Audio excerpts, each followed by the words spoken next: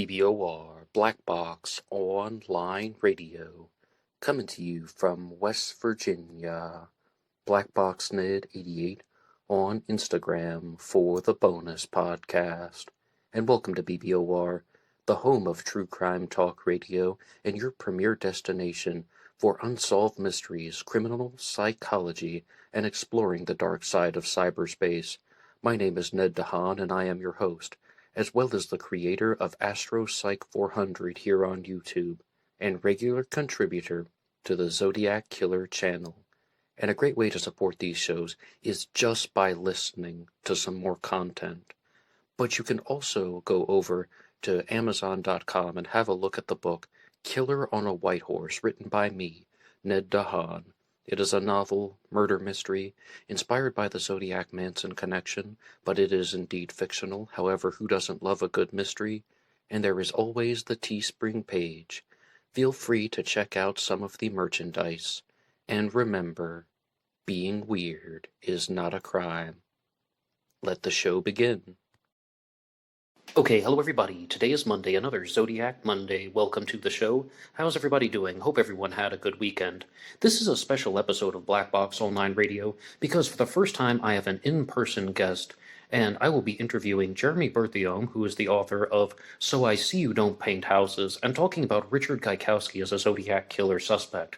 But before we truly begin, I would just like to remind you guys that you can hit the like button and subscribe to the channel. That really helps out everything, and you can also go through some of the links in the description box, including the one for BuyMeACoffee.com.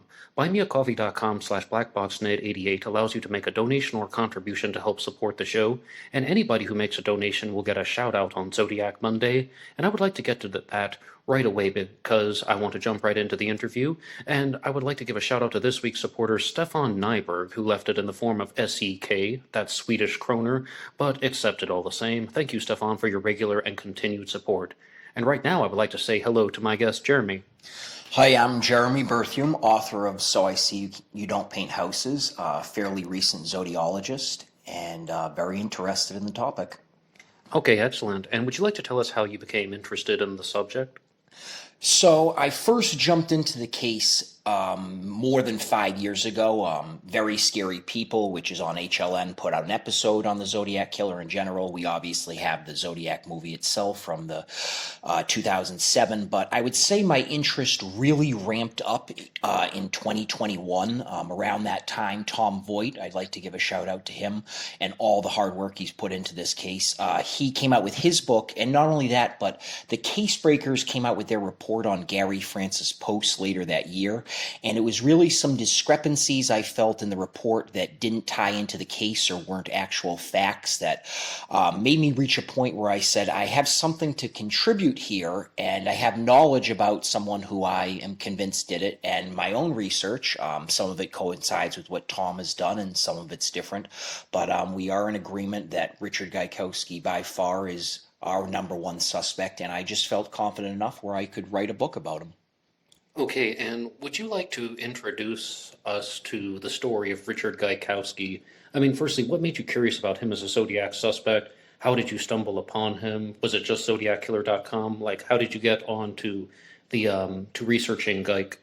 So when I first jumped into the Zodiac case, I wanted to learn about all the suspects unparalleled, and obviously I spent some time early on with Arthur Lee Allen, and it didn't take very long. It was only no more than a couple days before I realized that psychologically, behaviorally, linguistically, handwriting-wise, you can keep going, fingerprints, DNA, if that is the Zodiac's DNA they have, he was a non-match across the board.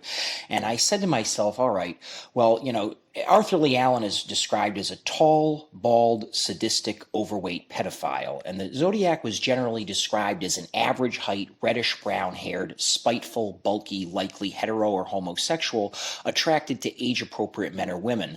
None of this fit Lee Allen, and so then I kind of had a way where I just honed my suspects more towards those. I definitely crossed paths with Larry Kane along the way, as everybody knows. Physically, he's a great match to the Zodiac. Don Folk himself said out of every picture I've ever seen, Larry Kane's is the closest. With that said, Don Folk is also clear that he could no longer make an ID as he started seeing these pictures 20 plus years after the murder anyways. And I, followed some other ones. Louis Myers always was interesting, especially with his confession to his friend Randy Kinney. And Robert Tarbox had an interesting story about that merchant mariner.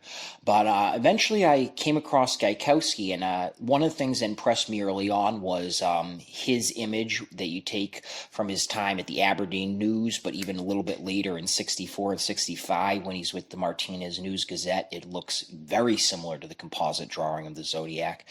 And there were some things about his life that really stand out in those letters. And one of the things that jumps out at me is not just Geik in the cipher, being able to layer Geik on top of the from the 408 onto the 340, and now having it say Geik's Zodiac Crosshairs Zodike, Z-O, the Greek letter D, the triangle, AIK. But I also really liked in the debut of the Zodiac letter where he said, in answer if you're asking for more details about the good times I have had in Vallejo, I shall be very happy to supply even more material. By the way, are the police having a good time with the code? And these were some of the clues earlier on that I noticed that really started me down the path of Richard Geik, G-I-K, G-A-I-K, Gaikowski, and into his life. Okay, wow, fascinating. But from reading your book, I also noticed that you talked about Donald Lee Booyak as Zodiac killer suspect very briefly, and you said that there was some evidence that you felt matched up with Donald Lee Booyak, and that was in one of the earlier parts of your book. Would you like to share with us some things about him, and what would be the differences between a suspect like Booyak versus a suspect like Gaikowski? Absolutely. So for Donald Lee Booyak, as we know, he the fame right now would be Kevin Robert Brooks. And we all know Kevin Robert Brooks talks online. He likes to highlight the Halloween card. And he does bring up one very solid point, is that we can't forget that at Lake Berryessa, the background story that the Zodiac supplied Brian Hartnell and Cecilia Shepard, as confirmed by both of them while she was still alive, whether the story is true or not, it was said, is that he was an escaped prisoner, possibly from Deer Lodge Prison in Montana, possibly from another prison in Colorado. It's quoted and misquoted often. Sometimes Brian Hartnell has changed the state, although Brian Hartnell has always been very consistent about everything else in his story, and he's very believable. But around this same time, we must not forget that with regards to Otto von Fossen, Donald Lee Booyak was the man who did murder a prison guard and got out of prison. He was serving an 11-year sentence. So it is kind of ironic that this background story that was supplied by the Zodiac Killer, whoever the Zodiac Killer was, it could have been Arthur Lee Allen, it could have been Ross Sullivan, it could have been Richard Gaikowski. The background story that they supplied does fit a generic background of Donald Lee Booyak's. And there's one other interesting part, too, in the letters. In his little list letter, the Zodiac talks about putting his slaves, which is what he calls his dead victims, in cages and then feeding them salt pork to the point where they'll cry out for water and he will give them none. And it's quite interesting to note that at the prison Donald Lee Booyak was at, one of the well-known stories that prison guards used to do as almost a way to torment prisoners, and once again, this was back in the 60s, it doesn't make it justified, but, this was a little bit more commonplace, is they would serve these prisoners meals of salted pork, and then they wouldn't give them any more than the glass or two of water that they were allowed afterwards. So for the Zodiac to quote that in a letter and come up with a story that's quite similar, it definitely took some research into Donald Lee Booyak's background. The first thing I'd like to point out about Donald Lee Booyak, though, is that Edward Wayne Edwards claims to have been in prison with Donald Lee Booyak, and he said that of everybody in the prison, Donald Lee Booyak admired him more than anybody else because he seemed to have the attention of the other prisoners. Edward Wayne Edwards seemed to have gotten the respect of the other prisoners. And that was not only something that Donald Lee Booyak admired, but Edward Wayne Edwards is quite clear that if he were to give two descriptions of Donald Lee Booyak, one is he was one of the scariest men he ever met, and two is he's not even 100% sure that Booyak was literate. I will say it in a nice way. I guess the nice way to say it, and even though this is a subjective statement, is that Donald Lee Booyak was not very intelligent. He was just not a very intelligent person. And the Zodiac displays quite strength when it comes to at least his grammar, his writing ability. Obviously, his spelling is off, but many of those spelling mistakes are for sight words and words that you learn on the third grade or before, where you could intentionally spell those incorrectly. So Donald Lee Booyak is absolutely worth some time looking into, but after you get away from that coincidence at Lake Berryessa and the one coincidence in the letter, there isn't much psychologically, or I should say behaviorally, that really matches Booyak to the Zodiac killer's profile that we know of. Okay, and just to be clear, of course, Donald Lee Booyak was serving a life sentence for the 1957 murder of Otto Fawson, but you referred to him as a prison guard. Now, as I understand, Otto Fawson was a sheriff's deputy. Did you just mean that he was a member of law enforcement? Yes, that's exactly what I meant. I apologize. Yeah, that's exactly what I meant. And for the Otto von Fawson, I believe that happened in 1957 or 58. 57, yep. So, yes, that's what I meant, just a member of authorities. Okay, sure. So then that ties into his time about Deer Lodge Prison, and it was perhaps just easier for him to string the story together, hypothetically. I mean, we're just talking about an example right now. But the focus of your book is about Richard Gaikowski. And you've come to the conclusion that Gaik is the strongest Zodiac killer suspect. But when I was reading your book, I noticed that you also explored some of the non-canonical crimes, the pre-Zodiac crimes, and it was also discussing how some people are just convinced that the Zodiac killer started operating on October 30th of 1966 with the murder of Sherry Jo Bates. But you said some people are convinced it was June 4th of 1963 with the Domingos Edwards murders. But what do you personally think about the Zodiac killer? When was the first Zodiac crime? I'll answer that in two ways. The first Zodiac crime, to me, would have been Lake Herman Road, as in that's the first murder the Zodiac committed while he was intended to be the Zodiac killer. However, I do not believe that this is the first murder that Richard Gaikowski committed. In my own mind, Richard Gaikowski's first murder came on September 24th, 1965, with the murder of Thomas Snow, who was found, I say in my book Martinez, but he was actually found on the Pleasant Hill-Martinez line. He was less than a quarter mile away. It was technically Pleasant Hill, on the corner of Withers and Taylor Boulevard. I also believe that Richard Gaikowski was responsible for the death of Erica Casiopo in November of 1965, which was played out as an accident, but it was actually his rage. And I want to go back one moment to that Thomas Snow murder, is that I believe that that is the murder, personally, that Darlene Ferrin watched Richard Gaikowski commit. Darlene Ferrin's sisters are quite adamant that regardless of who the Zodiac killer was, that there is a story that she came out and told multiple people, and by her sisters I mean her her daughter's babysitter and her sisters, that she saw this man kill someone. Now, this can be nothing more than rumors. It wasn't reported until after we spoke about, the sisters spoke about these crimes, and had spoken about these crimes for a while, the police.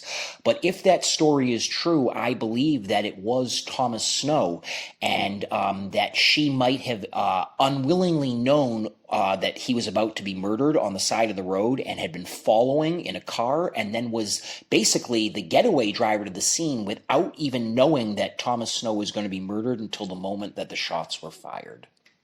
And what would be the evidence to suggest that twofold question, that Gaikowski committed the murder of Thomas Snow, and secondly, that Gaikowski was with Darlene Ferrin after? And you said that Darlene Ferrin was his getaway driver. I mean, unintentionally, but she was the getaway driver. What evidence supports that? So the first thing that I like to bring up is that Blaine will often tell a story that Gaikowski and Darlene Ferrin were driving around, and then at one point they got into an argument, and it caused Richard Gaikowski to hold his beer that he had with him out the window and intentionally get arrested. Now, the back part of this story that I just explained, that cannot be confirmed, but we do know that Richard Gaikowski was intentionally arrested, and that he wrote an article that this event happened in October, and by the middle of October he was writing articles about his arrest called 38-Hour Interlude in County Jail, which is actually the title of the first article. It's kind of ironic because for the first week and a half before this, these articles started to appear in the Martinez News-Gazette around October 12th of 1965. Thomas Snow's death was September 24th, 1965. And if you look before these 4 articles, which come out on 4 consecutive days, come out, Richard Gaikowski wrote a series of articles discussing the death of Thomas Snow. And one thing that he keeps reiterating in all of these articles is that Thomas Snow was shot with a .38, and it took a very long time for them to determine that it's quite likely that it wasn't Thomas Snow's .38 that he was actually holding, that he was shot with a different .38. This is after ballistic testing. And so it's kind of ironic that we have a coincidence here where we have them arguing in a car. We don't know what that argument is about, but it's about a forced, it leads to, the claim is, a forced arrest. And once Richard Gaikowski is forced arrest and goes to jail, in which he spends 38 hours in jail, he comes out and writes these articles over 4 days, in which he keeps saying in these articles, my .38, my .38. This is a perfect situation where I would think that. Now, everything I've just told you there, regards to those articles, those happened. Now, obviously, they could have just been a coincidence that he's wrote an article 4 days in a row. But I do find it unique that around this time period, Darlene Ferrin would have been a waitress, as she commonly was, and Thomas Snow was a restaurant owner, and Richard Gaikowski and Darlene Ferrin were known to have met in 1965 and have a connection. I don't think it's out of the realm of possibility that she might have applied for a job there, maybe possibly got denied that job, and then Richard Gaikowski might have felt, oh, I'm going to now lose this girl. As we know, there's also no doubt about it that within 3 months after this murder happened, Darlene Ferrin met Jim Crabtree and moved across country, January 1st, 1966, to Albany, and Richard Gaikowski either went shortly before or shortly after. So there's some sort of idea that they're both leaving the area not long after a murder, but not immediately afterwards. The idea of, oh, you can't just flee the scene right after a murder might have popped into their head. And I see this situation as Gaikowski having the opportunity to have a connection with her his entire life, and in a way, not lose her by making her the unwilling accomplice in this. Gaikowski, there's another connection I'd like to bring up in the 32-character cipher, where I like how some of those symbols, they actually look like some of those cattle symbols that actually can be found at the Casa Orinda, and I can actually show that online. I circled some of them, but I like the idea that he had a general connection to the area. Orinda, Pleasant Hill, Martinez. It's in Contra Costa. It's not far away from where he was. It's not far away where she was. And if you play out the story that way, it seems to give one plausible explanation.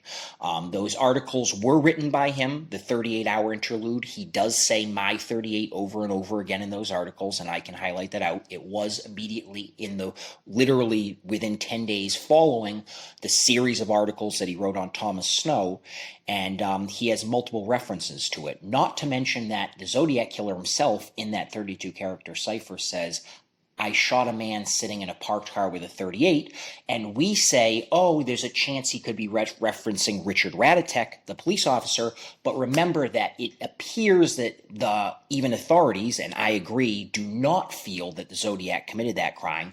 Just a personal opinion here, I do agree with them on it. He doesn't give any insider details, and so I think he is referencing a different murder, and in my case, it would be the Thomas Snow murder in September of 1965. Okay, wow, so many things to go through right there, because firstly, I would just like to ask about how we've been discussing Darlene Ferrin, who was the victim from the Blue Rock Springs shooting, the Zodiac killer's second confirmed attack. And you can get online, ZodiacKiller.com talks a lot about this, about how Darlene Ferrin was living in Albany, Richard Gaikowski was living in Albany, and then they are both living in California at the same time. And I once said on BlackBoxOnlineRadio that either Gaikowski has the absolute worst luck in the world, or he's actually has something to do with the Zodiac Killer mystery. Either he's just in all of these places around one of the Zodiac Killer victims and happens to look like the Zodiac Killer composite sketch, what an enormous coincidence, or there could be something more. Now, coincidence is possible, but I want to know what you think. What is the real relationship between Darlene Ferrin, the Zodiac Killer victim, and Richard Gaikowski, the suspect? So I'm going to answer this question in two parts, and the first one I'll keep a little bit briefer. As we know, when it comes to Darlene Ferrin and the Zodiac, let's just keep the Zodiac in general. I'm going to pretend now that the Zodiac is just person Z, and we don't know who it is. Suppose that it's whether it's you believe it's Richard Gaikowski or not. I'm just talking generalities here. We obviously know that the words of Darlene Ferrin's sister Pam Huckabee and famous zodiologist Sandy Betts, who is a family friend, must be taken with a grain of salt. I'm not going to here to criticize anybody, but of course they have made statements in the past that have been up for debate, and there have been some suspects that have been tied to them. To give you just one example, at one point, Pam Huckabee was 100% sure with Lyndon Lafferty that it was William Grant, and then she was 100% sure within a year that it was Lawrence Kane from Harvey Hines. She's positively identified the Zodiac as probably 3 or 4 different men being 100% sure. I understand her frustration. She is the sister of a victim. It's horrible. It must be an atrocious situation. She wants answers. I don't doubt that. I don't deny that at the end of the day, Pam Huckabee has true intentions. But in order to get the case solved, you must leave out your own discretion or your own subjectivity if you aren't as well informed. And I'm not saying that she isn't going around trying to find the answer.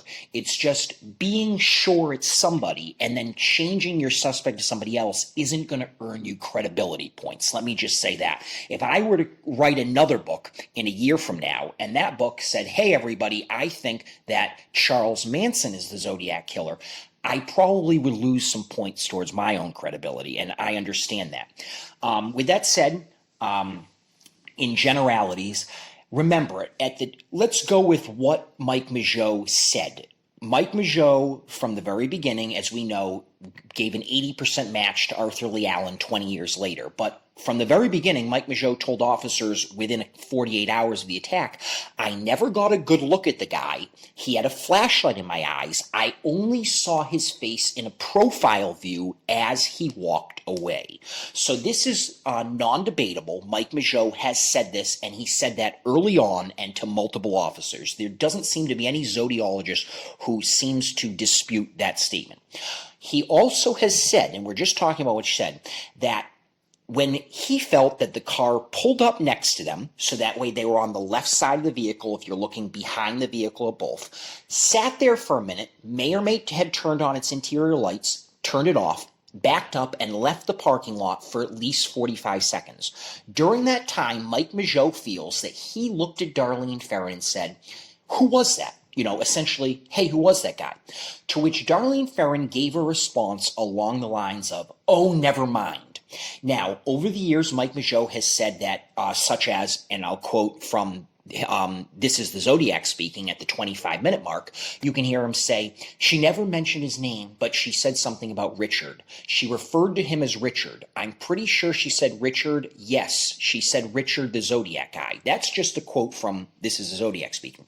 But regardless of who you think the Zodiac was, it does appear that Mike Mageau has been pretty consistent that by his own recognition, Darlene Ferrin appeared to have recognized this man. No matter who this man was, no matter who you think is a Zodiac, it does appear that. Now, has there been some discrepancies about, are you 100% sure that the same vehicle was the one that pulled back in? And Mike Mageau goes, well, I can't be 100% sure because when it pulled back in, it pulled up behind us, and then the guy walked up and shot me. The first bullet, I think, went through his cheek, in his tongue, and then it went into her, and as we know, one of them was fatal, and she was shot 9 times by the time. I mean, it was an absolute travesty. The fact that Mike Mageau can remember anything of that night is nothing short of brilliant, but I do want to reiterate the fact that regardless of who you think the Zodiac is, it appears Mike Mageau has made a verbal connection, and it's just word of mouth, where he feels that Darlene Ferrin was able to recognize the man who sat in the car next to them in the parking lot that evening, if that is what happened.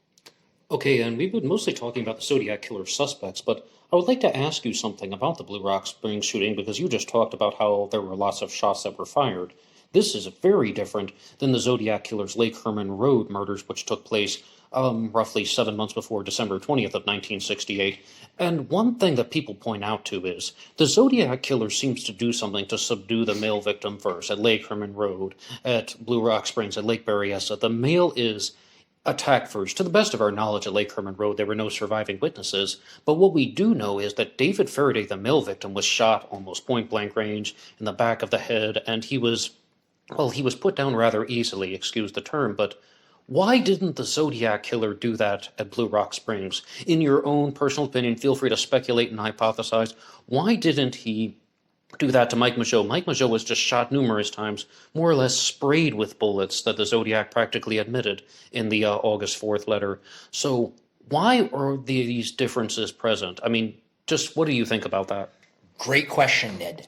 From the very beginning, and I'm going to talk about Gaikowski, I feel that Lake Herman Road and Lake Berryessa were his random attacks, which he committed prior to his targeted attacks, which were Darlene and Paul Stein, and then wrote letters connecting them to create a sense of randomness, to make the police think he's just choosing random targets. But I think that the Blue Rock Springs attack goes a step further than being just targets.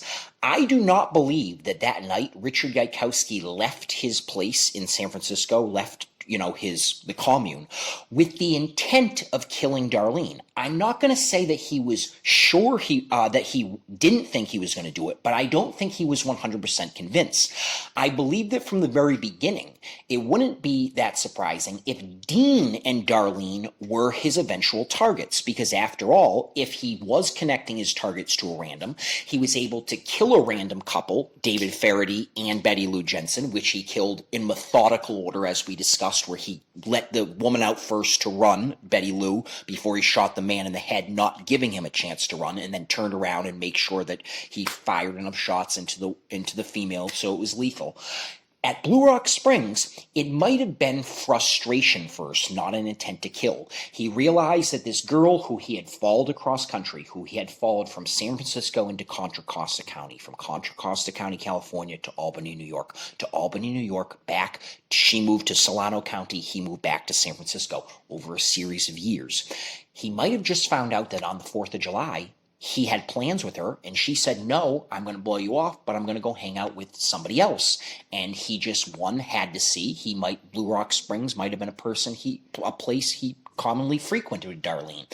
He might have just been driving around the city looking for her and happened to find her. As we know, Darlene did quite a bit of driving that night between her sisters and her job. Both and her husband worked, and going to Ed's Diner or turning around and deciding to go there.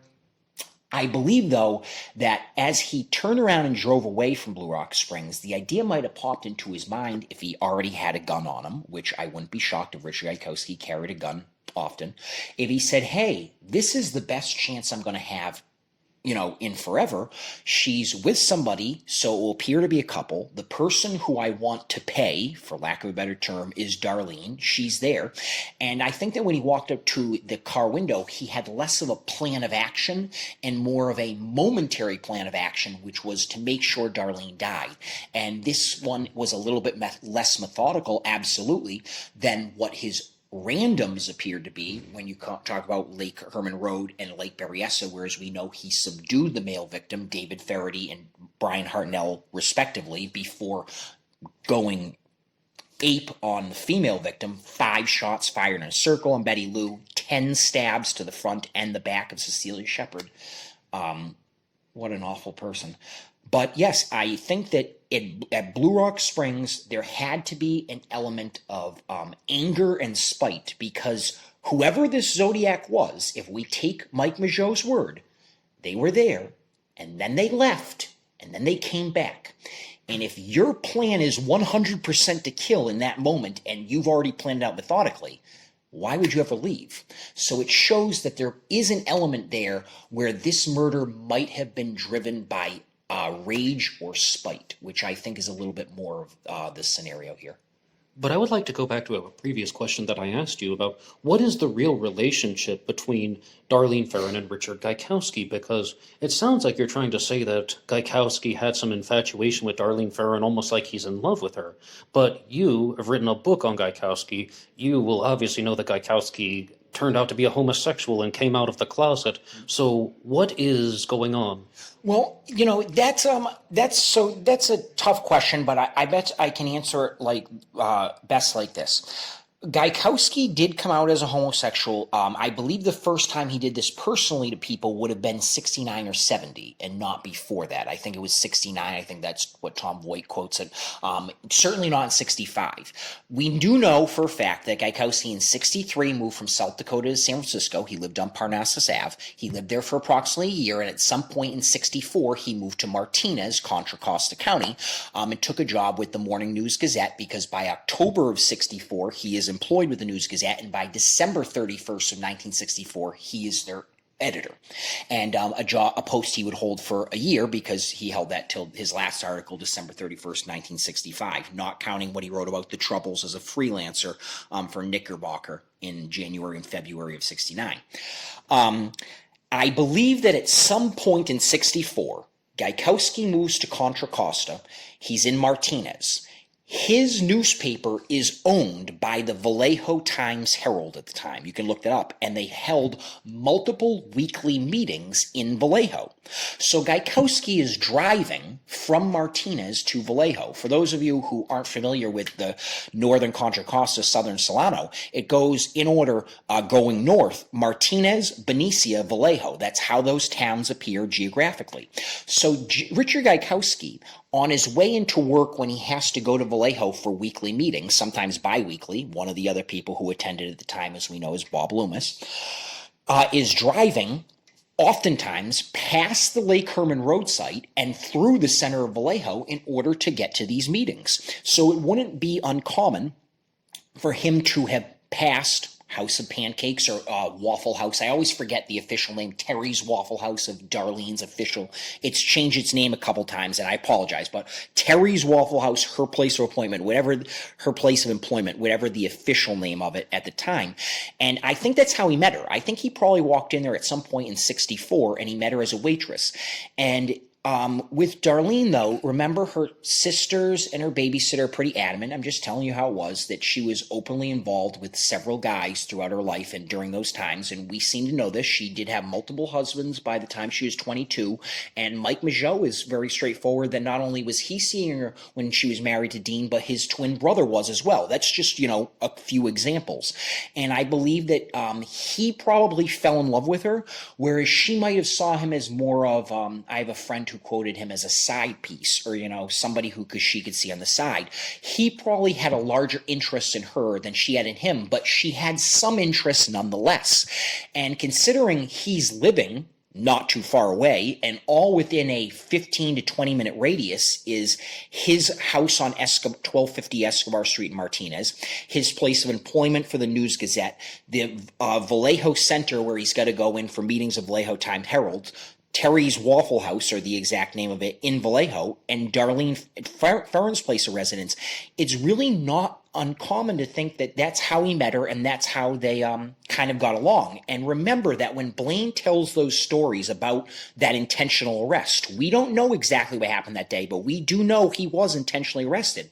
He tells the story with Darlene Ferrin in the car. Now, that's only 10 months into 65, so they had been building a relationship that entire year. And I say, with the intentional arrest coming in October, that they certainly knew each other in late September, which is when you have the Snow murder. And I think earlier on that year is when they built their relationship. And if you ask me what relationship they had, if I say it was kind of one that they both kept on the DL, as we know, Richard Gaikowski might have not shared it with many people at all. He might have shared with Bob Loomis. He might have not. She certainly had multiple guys who she was seeing in her life all throughout this time, and we know that for sure in 68 and 69. That's beyond dispute, because Mike Mageau's coming forward and saying, I'm one, my brother's another, yada, yada, yada.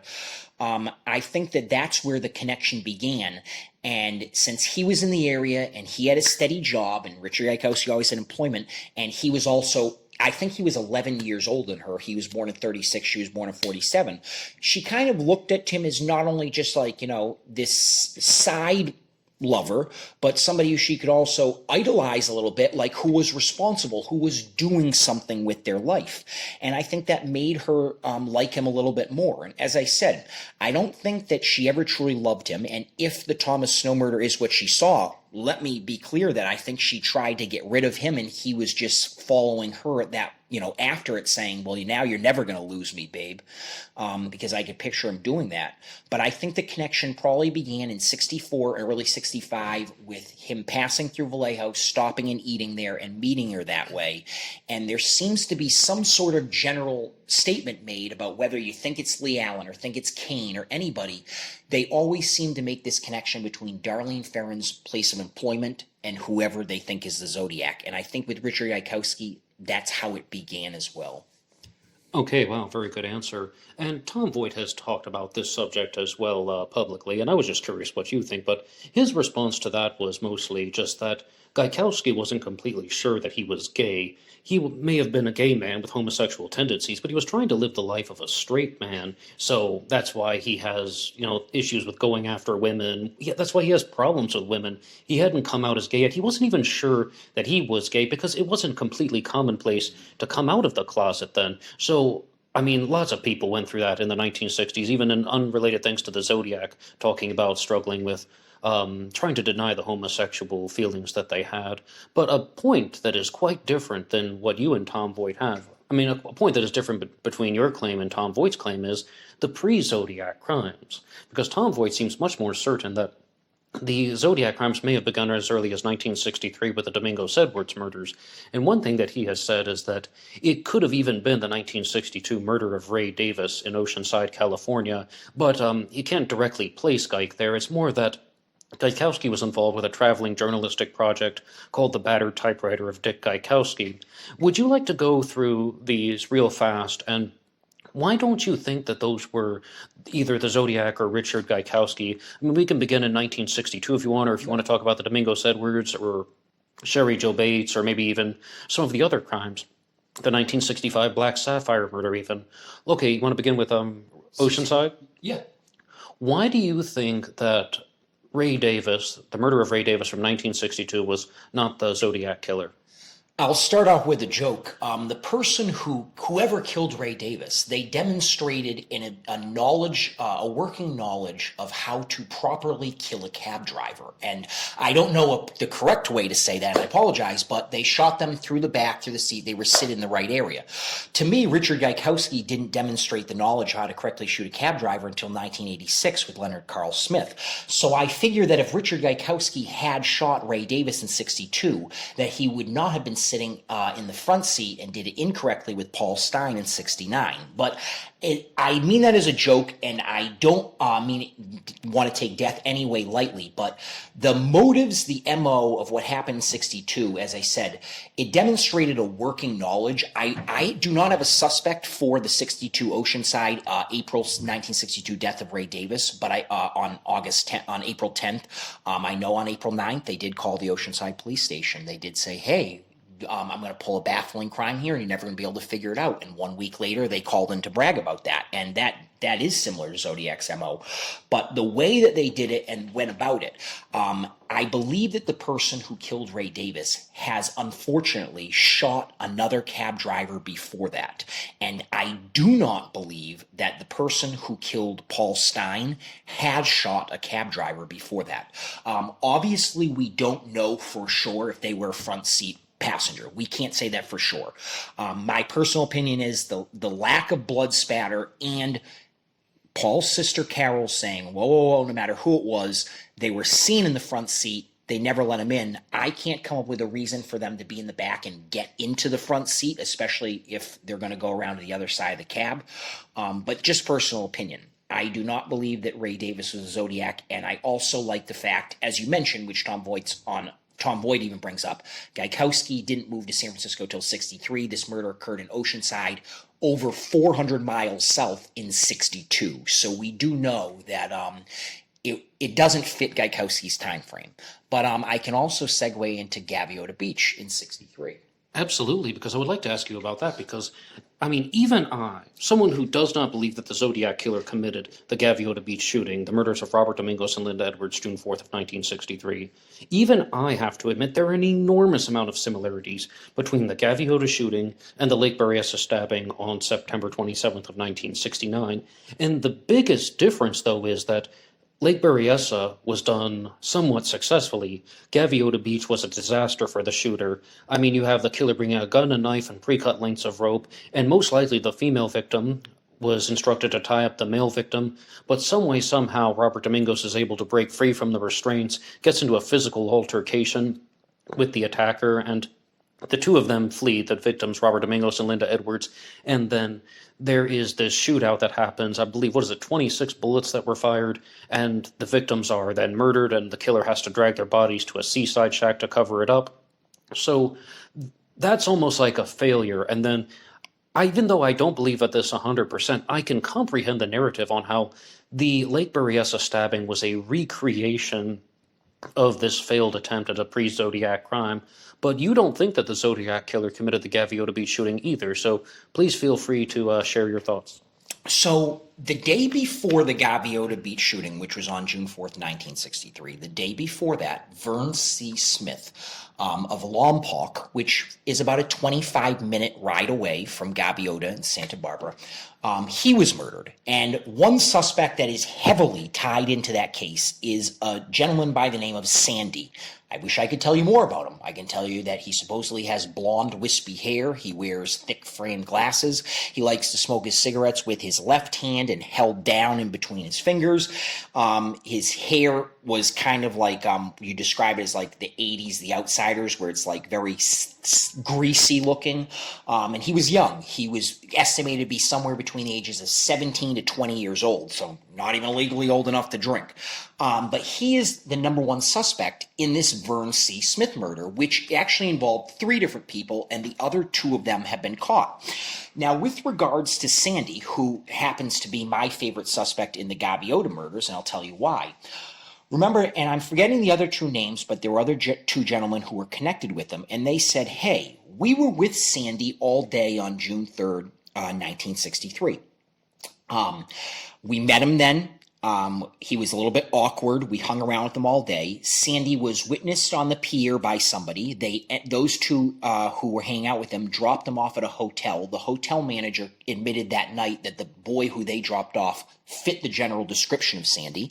And also, Vern C. Smith pulled up in his Jeep to a gas station that he was murdered, and we know that according to those boys, Sandy was in the front passenger seat, and the attendant at the gas station gave a description of who he remembers seeing in the passenger seat, and it fits the general description of Sandy. Now, I say this to you to say this. This Sandy person existed. Across the board, there are 5 or 6 people who can confirm a description of someone hanging out with these 2 boys who was hanging out with them all day. There's no doubt about that. It's his identity that there's a debate about. No one has put forward a legitimate person. But a very interesting thing happened with that murder of Vern C. Smith is that they were going to rob him, and at some point the robbery turned into a murder. And when he was stabbed, the 2 boys turned towards Sandy and looked at him and said, why did you do that? As in, why did you take this a step further? As in, if this robbery went down smoothly, we were going to then let this guy go and take off. And Sandy said, I don't know. Well, now we fast forward one day and 25 minutes away, and there's been this murder on this beach of 2 teenagers, Linda Edwards and Robert Domingos, high school sweethearts. They're just recently graduates, and senior skip day, or around senior skip day. And they're on this isolated area of the beach that cannot be seen well from the road because the road's set back and overhead, and you'll be looking out over the beach and not towards the area tucked back towards the cliffs. And it seems like a great area to hang out if you're kind of a wanderer, or you're kind of, nomad, or, you're just by yourself. And I picture that being how Sandy met his 2 friends with Vern C. Smith anyways. And this murder itself has a lot of things that when investigators are asked, why did the killer do that? Why does it appear that he tried to tie them up, but he didn't really have a reason to? Or why does it appear that he had to finish them off even though they were already dead, or an excess kill? Or why does it appear he tried to do something with the bodies, but we're not quite sure what he did? There are a lot of questions in this murder that are this double murder that are best answered with, I don't know. And unfortunately, given that the day before we know somebody who was murdered, and when asked, why did you do that? The murderer himself said, I don't know. I think it's the Gaviota Beach is the perfect distance away from Lompoc, where you're far enough away where you're not associated with Lompoc, but you can travel that distance in the morning that it needed to be traveled. And what actually happened at the crime scene has too many indications of a novice, somebody who has no knowledge on how, for lack of a better term, to commit murder, and somebody who has no working knowledge of what to do to subdue victims, or to kill properly, for in their how they would look at it. And the same thing happened the day before. I don't know his identity. I don't think he was the Zodiac. Once again, this Gaviota Beach is quite far away from San Francisco and Solano and Contra Costa. We'll say San Francisco, Solano, and Napa, because those are the counties, the canonical Zodiac crimes. But I just feel Sandy is the best subject for Santa Barbara, but I can't tell you who Sandy is. Okay, wow, fascinating. So many things to go through there. Firstly, you were talking about how there were these two boys with him, J.C. Reed and James Coleman, and they more or less were trying to do the robbery of Vern Smith. And as you stated very clearly, it was not planned to have been a murder. Sandy just pulls a knife and he stabs Vern Smith. But that's what I wanted to ask you. When the murder of Vern C. Smith, it was a stabbing. And to the best of our knowledge, Sandy did not have a .22 caliber firearm at the time, right? But Robert Domingos and Linda Edwards were gunned down with a .22 caliber firearm. And we know that Sandy had at least $20 with him from the robbery. $360 were stolen from Vern Smith, and J.C. Reed and James Coleman lied to Sandy. They said they only found $60 so they could keep another portion of the money for themselves. They were saying, we're each going to split this 3 ways. You get $20, and the other boys would each get $20. But how did Sandy get in possession of this .22 caliber firearm? As you said, it's just 1 day later. What do you think? Another great question. There are going to be certain things that I don't have all the answers to. There's a question about Lake Berryessa, and we'll talk about that later, that I don't have the answer to. My best guess here would be, considering he did have money and considering he was dropped off at the hotel that night by both of them, because the hotel manager, the female, she admits to seeing somebody who fits Sandy's description. It is possible that over that time he could have crossed paths or been asking around with somebody. It is a great point. We want to be clear that both of them, Reed and Coleman, are very adamant that at no point did they ever see Sandy carrying a gun at any point during that evening. So he would have to have obtained that gun in the 12-hour period between that evening of dropping him off at the hotel or motel and what happened at the beach late the next morning. With that said, it is possible to obtain them. We know obtaining a firearm in those times might have been slightly easier than now. There probably were some more undercover dealings. But it is a very valid point. As we said, they were killed and murdered excessively, Linda Edwards and Robert Domingos. There was overkill there. There was clear demonstration of overkill. There was clear demonstration of a killer doing things with the bodies that didn't amount to anything, but that dragging them 30-something feet, possibly disrobing one and placing her in a position on top of the other that didn't make any sense ritualistically, or, it wasn't designed, it didn't look like anything that the police could make out.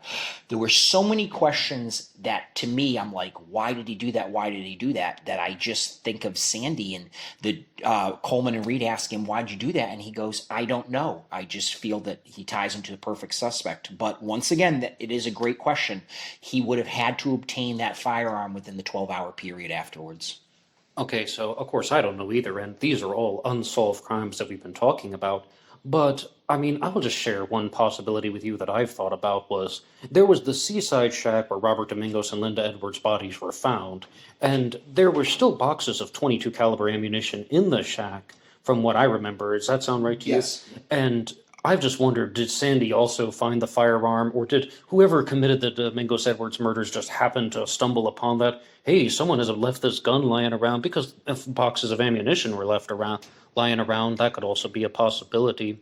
And I've also thought about this one. I would like to know what you think about this possibility. Linda Edwards' swimsuit was cut open, as you said, disrobed. It was cut at least down to her midsection, and her breasts were revealed. And I've wondered, was this a sexual assault that went wrong? That somebody wanted Robert Domingos tied up just purely so he could have access to the female victim to sexually assault her, and he would be cutting down her swimsuit?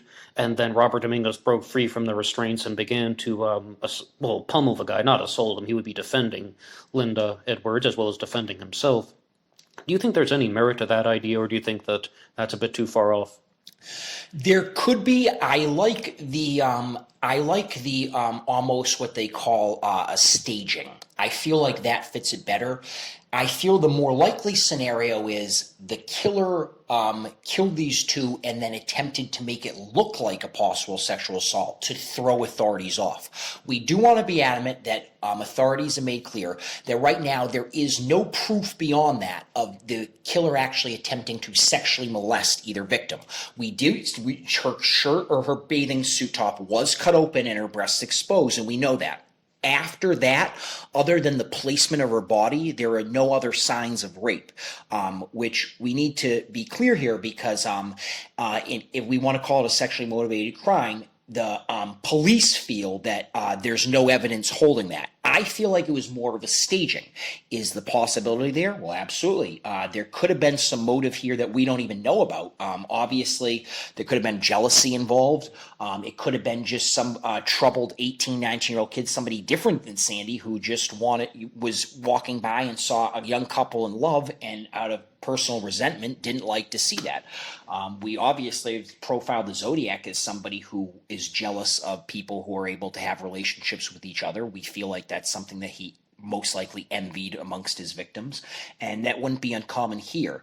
I just feel like with the whole setup of how everything went and the shack, I wouldn't be shocked if the person who did this spent some time in the shack. Maybe they were a passing wanderer, maybe they didn't have anywhere to sleep that night, or maybe they had gotten there early the next morning and said, all right, I'm going to pitch camp here for 24, 48 hours. They had maybe brought a gun with them, and Linda Edwards and Robert Domingo says, I would say, I feel very confident in this, they came by at the wrong time. They were there at the wrong time. I do not feel that they were targeted themselves. I feel like if it was a different couple of a man and a woman, it would have been the same result. They were just there at the wrong time. But as for the actual motive, as I said, I like the phrase, hey, Coleman and Reed looking at Sandy in the eyes after he had just stabbed Vern C. Smith, why did you do that? And he goes, I don't know. And I just feel like that motive fits this crime as well. Okay, yes. So it sounds like we've covered a lot about not only the Gaviota Beach murders, but also the murder of Vern C. Smith. Moving onward in time, I would actually like to go all the way to 1966. Of course, we have the Swindle murders in 64, but I would really like to ask you about the 1966 murder of Sherry Jo Bates, because, as previously stated, Tom Voight also thinks that Richard Gaikowski was the Zodiac killer, and he has added Sherry Jo Bates as a confirmed victim on ZodiacKiller.com, but you seem to disagree with that. Why do you think that Sherry Jo Bates was not killed by the Zodiac killer? So this might be the first time that you hear it. I'm sure I'm not the only one who's theorized this, but I certainly have not heard it from anybody else publicly, but I just want to give a 30-second spiel on Riverside and my own opinion, and then I'll deep dive into it. I feel that Joanne Bailey wrote the confession letter. I have personally highlighted 27 connections between her 1968 letter, of which she fingers Ross Sullivan and asks authorities to look into him further, and the confession letter, which was sent in November of 1966, about 4 weeks after the murder. And I do feel, and I have to refer to him as Bob Barnett because he is alive, I do feel that Bob Barnett is the one of 2 to 3 people, aka Bob Barnett and one accomplice or 2 accomplices, are the murderers of Sherry Jo Bates in 1966 at Riverside. So I wanted to get my opinion out there first so we can ask questions about that. But in terms of this being a crime, canonical Zodiac crime is considered by Tom Voight, I disagree with that. First of all, as we know, Riverside is even further south than Oceanside, and Riverside is all the way out there. I would almost describe it as basically east of LA. It's just inland, but it's Southern California, and it's almost as southern as you get. And it's also a few years before, as we do know, if Richard Gaikowski is a Zodiac at this time, he would, or he's supposed to be in New York. No one can confirm 100%, but he has moved to Albany in January of 1966. So in October of 1966, he is ideally still in Albany. Now, once again, no one has been able to provide proof that he didn't have a plane ticket there. But I also, if you factor out the confession letter, in my mind, and you factor out Joanne Bailey, then you factor out Ross Sullivan, which I feel Ross Sullivan, from my own research, not only did not murder Sherry Jo Bates, I feel he has never murdered anybody in his life. And I feel like he gets tied into this because of what Joanne Bailey wrote in her 68 letter. And I also believe she was the one who wrote the confession letter in 1966. And I will gladly highlight my 27 points of connection between the two. I post that online and have no problem sharing that on Facebook. That I didn't have time to put in my book, but I felt that. So many things, wow, to respond to there. I mean, should we begin with Joanne Bailey or Bob Barnett? Now, you must know that Bob Barnett was the prime suspect in the murder of Sherry Jo Bates, and they were about to make an arrest. However, his DNA did not match. There are between 1 and 4 hairs that have been found on Sherry Jo Bates's body that they believe to have been found from the attacker. I mean, the case breakers put out a very recent statement saying that they have 4 hairs. Ken Maines on his channel and Solve No More said it's only 1 single hair. But the single hair he was talking about was found in the blood, meaning it was there after she was murdered, and it doesn't belong to her. And it also did not match Bob Barnett when they did the DNA comparison. So what do you have to say about that? First of all, I like to say Ken Maines and Sal LaBarbera on The Hunt for the Zodiac. I still enjoyed that. Even though they focus on Lawrence Kane and Ross Sullivan, I still enjoyed that. But going back to this, I feel that the DNA and those hairs belong to the accomplice. This is the scenario that I have played out in my mind. Her car was disabled most likely by Bob Barnett, who then went and stood in the alleyway. Her car was disabled only so she couldn't get away. At that point, his accomplice or accomplices were waiting somewhere in the vicinity of the car where they were in view, but Bob Barnett was all the way back towards the end of the alleyway. After seeing her get in her car for a minute, they walked up to the car window, and one plausible scenario is they saying, "Hey, Sherry, so-and-so," I'm just inventing a name, Kim, just fell down and broke her leg. To which Sherry Jo Bates would respond, "My car won't start, my car won't start." To which they said, "Never mind that now, I'll give you a ride home, but you've got to come with me because Kim has broke her leg." This would be a plausible way to lure Sherry from her vehicle. She obviously would be very willing to help a mutual friend who they both had. She wouldn't be in any sort of fear because Bob Barnett wouldn't be in the area. And it would also get her away from her car with her thinking, "I have a ride home." She'd almost be happy and glad to do it. He then walked her by the alleyway and then said, "Oh, she probably went down the alleyway." And by the time he got into the alleyway, I think the accomplice is the one who grabbed her while Barnett struck with a knife. That's why if the accomplice is the one who had his hands on her, it would be his skin who she'd be trying to free herself from, his hair who she'd be trying to pull, as opposed to Barnett, who is across from her and she's trying to defend the knife. That also explains why she had defensive wounds on her, because if she's using her hands to stop the knife, all she's going to get is defensive wounds, but the person she's trying to free herself from would be the accomplice.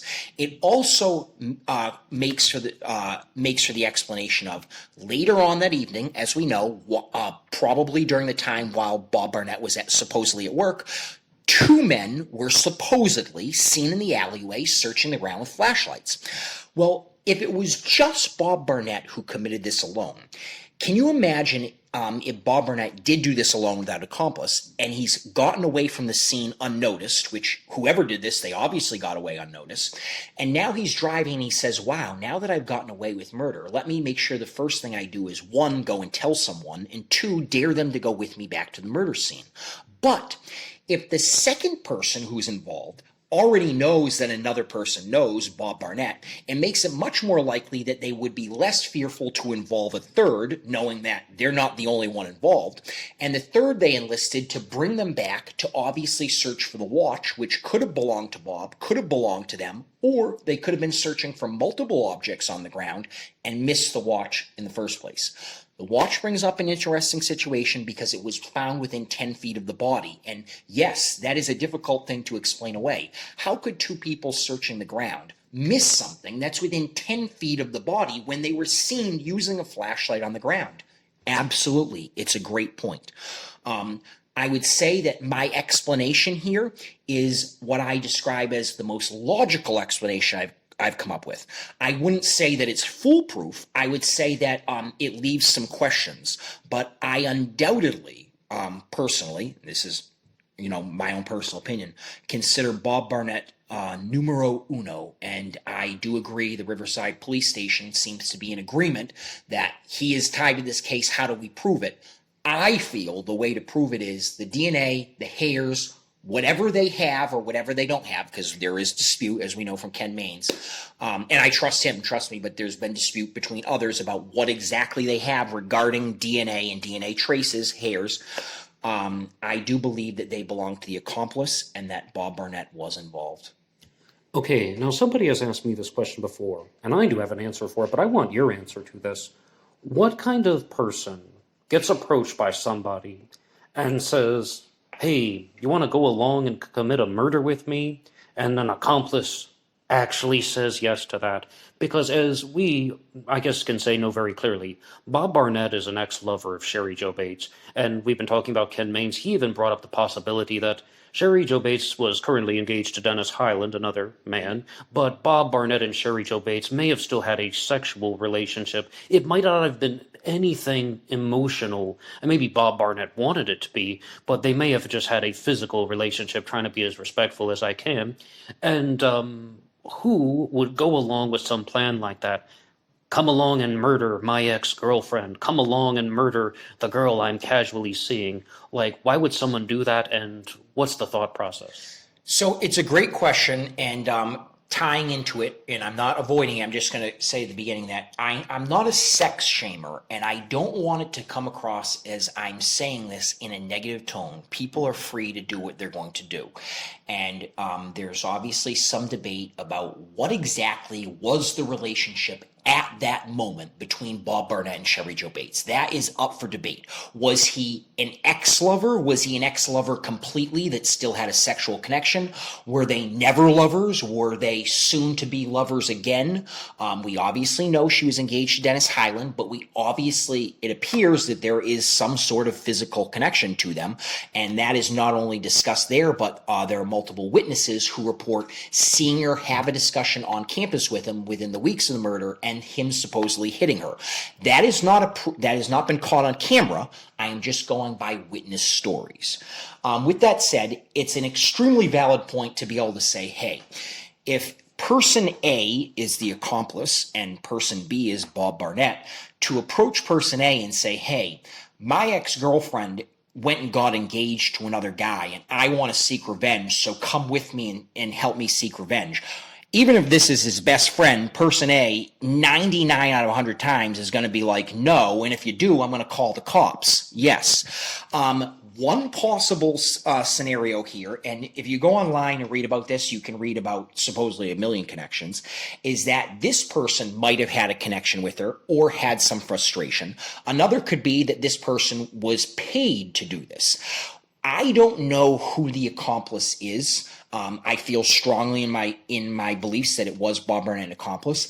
I believe that if I had a better idea of who this accomplice was, I could probably fill you in a little bit better about what the motivation was. I agree that if you're talking about the abstract idea of an ex-boyfriend, Sherry Jo Bates, and random person, whoever, them getting involved just because they're best friends with ex-boyfriend seems absolutely horrendous and very unlikely. I absolutely agree. Are there outside factors that could have motivated them, aka sexual displeasure, as in were they denied by Sherry Jo Bates? Money could have been another one. you cannot deny this, and that's why I go back to what I said at the beginning. Sherry Jo Bates was a very beautiful girl. She was, in 1966, that was the definition of attractive. Blonde hair, absolutely gorgeous face. Her friend who talks about her is like she was a college freshman. She was 2 months into her freshman year. And one of her girlfriends is like, I'd been around her when a dozen guys have probably asked her out, and that's just over the first 2 months of college. She was attractive. So if there was another person who was involved with her early on, another guy who had been denied or who also got turned down when Cherry Jo chose Dennis Highland, because she did choose him as a fiance, that we know that, there could have been some frustration there. That question is best answered when I know who accomplice A is. It doesn't mean it's not valid. It's one of the best questions about this case, because I too will state clear as day that if you came up to me, whoever you were, insert best friend here, and said, hey, help me go murder my ex-girlfriend, I'd be like, what are you talking about? But here I do believe that there is some sort of further connection. I can't tell you at the moment what it is. Okay, and yes, as I said, I've explored this before, and to be very clear, these types of crimes do happen.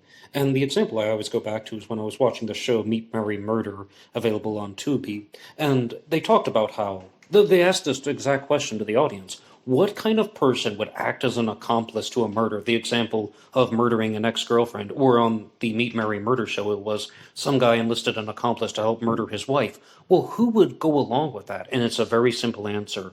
Someone who was susceptible to the other person's manipulations, someone who is submissive or extremely agreeable, someone who is afraid to say no. I mean, all of those things. I mean, one of many possibilities, maybe some overlapping issues there, someone who got manipulated into it. So those types of crimes do happen. But we have to remember that the murder of Sherry Jo Bates is still unsolved, and Bob Barnett is still the prime suspect, and it sounds like Jeremy here is really moving away from Ross Sullivan. But that brings up that next question that I said, which one are we going to talk about next? This issue with Joanne Bailey and the confession letter, because I would love to just hear all your thoughts on that. So it's very interesting because I have 27 points of connection. If you look at between Joanne Bailey's 1968 letter, which she signs, that is from Joanne Bailey, and the confession letter in 1966. Never mind that they begin lines with liquor store and little store. She goes off on tangents on multiple letters. In both cases, the object, something must happen for them to be willing to talk to the subject. I can go on and on. I've highlighted 27 points of connection, shared it on Tap and Talk, and I will make sure I share it with you, Ned, so you can have it after this, so you can see I'm not just pulling this out of thin air.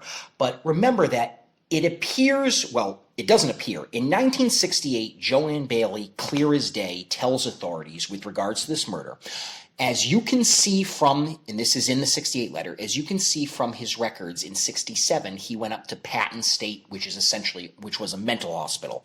She doesn't know where he went from there, and she explicitly tells people in that letter, authorities, aka the Riverside Press, and tells them to tell police, could you investigate further into Sullivan and let us know, because we want to be assured he's never coming back here and that he probably can't come back here.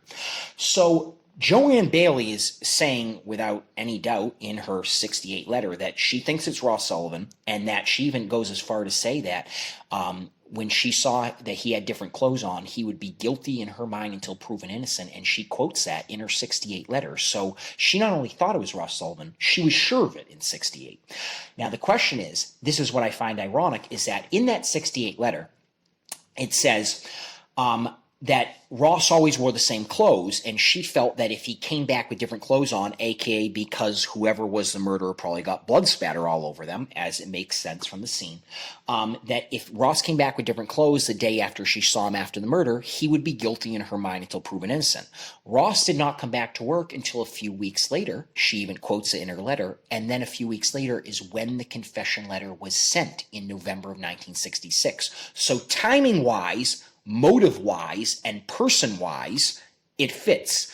Supposedly, on that confession letter, on the top it says "by," and then there's 12 underscores, which Ross Sullivan would fit. Some people have argued, no, there's 19 spaces, We have not seen the original letter. I have never seen the original letter. Supposedly, it's just been mimic copies that are available online. I don't know if the original letter has 12 underscores or has 19 spaces. If it does, that's just another point thrown on there to say, hey, ROSSSULLIVAN, 12 letters. Not to mention that she says that in her letter, 1968 letter, she quotes him as threateningly offbeat and capable of anything, whereas in the 66 confession letter, it says, I am not sick, I am insane. To me, those are synonyms. Those two mean the same thing. These are just some of the points I highlighted in the 27 connections. To me, she has motive, she has reason, she did it once in 68, why not in 66? It is important to note, if you take Joanne Bailey out, if you subtract that 68 letter and her heated infatuation with Ross Sullivan, then in a way you remove Ross Sullivan from this case, because remember early on, Riverside Police said clear as day, we talked to Ross Sullivan, he had an alibi, and it checked out. Now she's saying their alibi would be too afraid to go along with the alibi, but according to the Riverside Police, his alibi checked out early on. If you remove Joanne Bailey's infatuation with Ross Sullivan, you remove him from that case entirely. And if he's removed from Riverside, he's removed from the Zodiac investigation too. That's just, my own personal opinion. I really would like people to take a look at, you have to see them side by side at all the connections I've highlighted between the 66 confession and her 68 letter, because as I said, I've come up with over 24 of them, and it just seems diction-wise, the structure of the letter, the not only just phraseology, but the exact same places in the middle of her 68 letter and the middle of her 66 letter, her beginnings of both letters, the way that she signs them off. The confession letter is supposedly written by this madman. I am not sick, I am insane. Yet it is well structured. It is written in tangents, so you can highlight separate the paragraphs off. They didn't do any indentation, but you can show exactly where a new topic begins. It seems well thought out and well planned out for this guy who's trying to come off as this crazed maniac killer. And that's just, as I've highlighted there, several of the connections I've made. And I will share that with Ned, and I will make sure that that makes my Facebook as well, the 27 points of connection between Joanne Bailey's 68 letter to the Riverside Press and the 66 confession letter to the Riverside Police. Okay, so is this a fair recreation of what you just said, that you believe that Joanne Bailey fabricated the Riverside confession to vilify Ross Sullivan, or just to draw attention to the situation, expecting that it would lead back to him some way, somehow, because, number one, that would seem like something he would do. It talks about being a male, going after women, and partnered with the fact that he had a reputation for creepy behavior in general. Is that a fair assessment? Yes, not only did she do that subliminally, she did that on purpose. There's no debate that in that 68 letter, she says clear as day, hey, Ross Sullivan was always seen watching the girls from that certain point in the library. And he was, she says, on that Friday before Halloween, he was seen talking to a pretty girl, not unlike Sherry Joe. She highlights in her 68 letter explicitly that Ross Sullivan was kind of that awkward man standing off in the corner of the library spying on people, which ironically in the 66 confession letter, the killer, or whoever wrote the letter, talks about watching a woman who babysits near a corner store and walks down the alleyway every night at 7. She is making explicit direct connections between Ross Sullivan and that 66 letter. But she's also making subliminal ones too. And I believe that what happened is she made so many connections that she showed her face. And if you start to add in the 66 and 68, the use of the word publication in both letters, even though that 66 letter is less than 1 page long, to find all those connections in there, her blatant calling out of Ross Sullivan, he was limited grammatically and spelling wise, whereas in the 66 letter, I can show you on one line 2 spelling errors. To have 2 spelling errors on one line, it's almost like she's doing this on purpose. She is doing it on purpose, but she's done it so much that she's shown her hand. And her hand is she's the one who sent that 66 confession letter to begin with. I've never seen a letter so well organized and structurally, not just grammatically, but structurally, left to right, perfect alignment of the title, the confession on the left-hand side, the carbon copies, and she lists them out, the top right, by, ...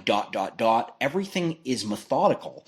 And it's supposed to be by this guy who's supposed to be literally insane. I am not sick. I am insane. Well, you must have perfect handwriting and you graduated perfect sentence structure and you graduated top of your class. And that must be what you mean you're insane. You're one of the smartest criminals that ever existed, which doesn't fit the profile of what happened at Riverside to begin with.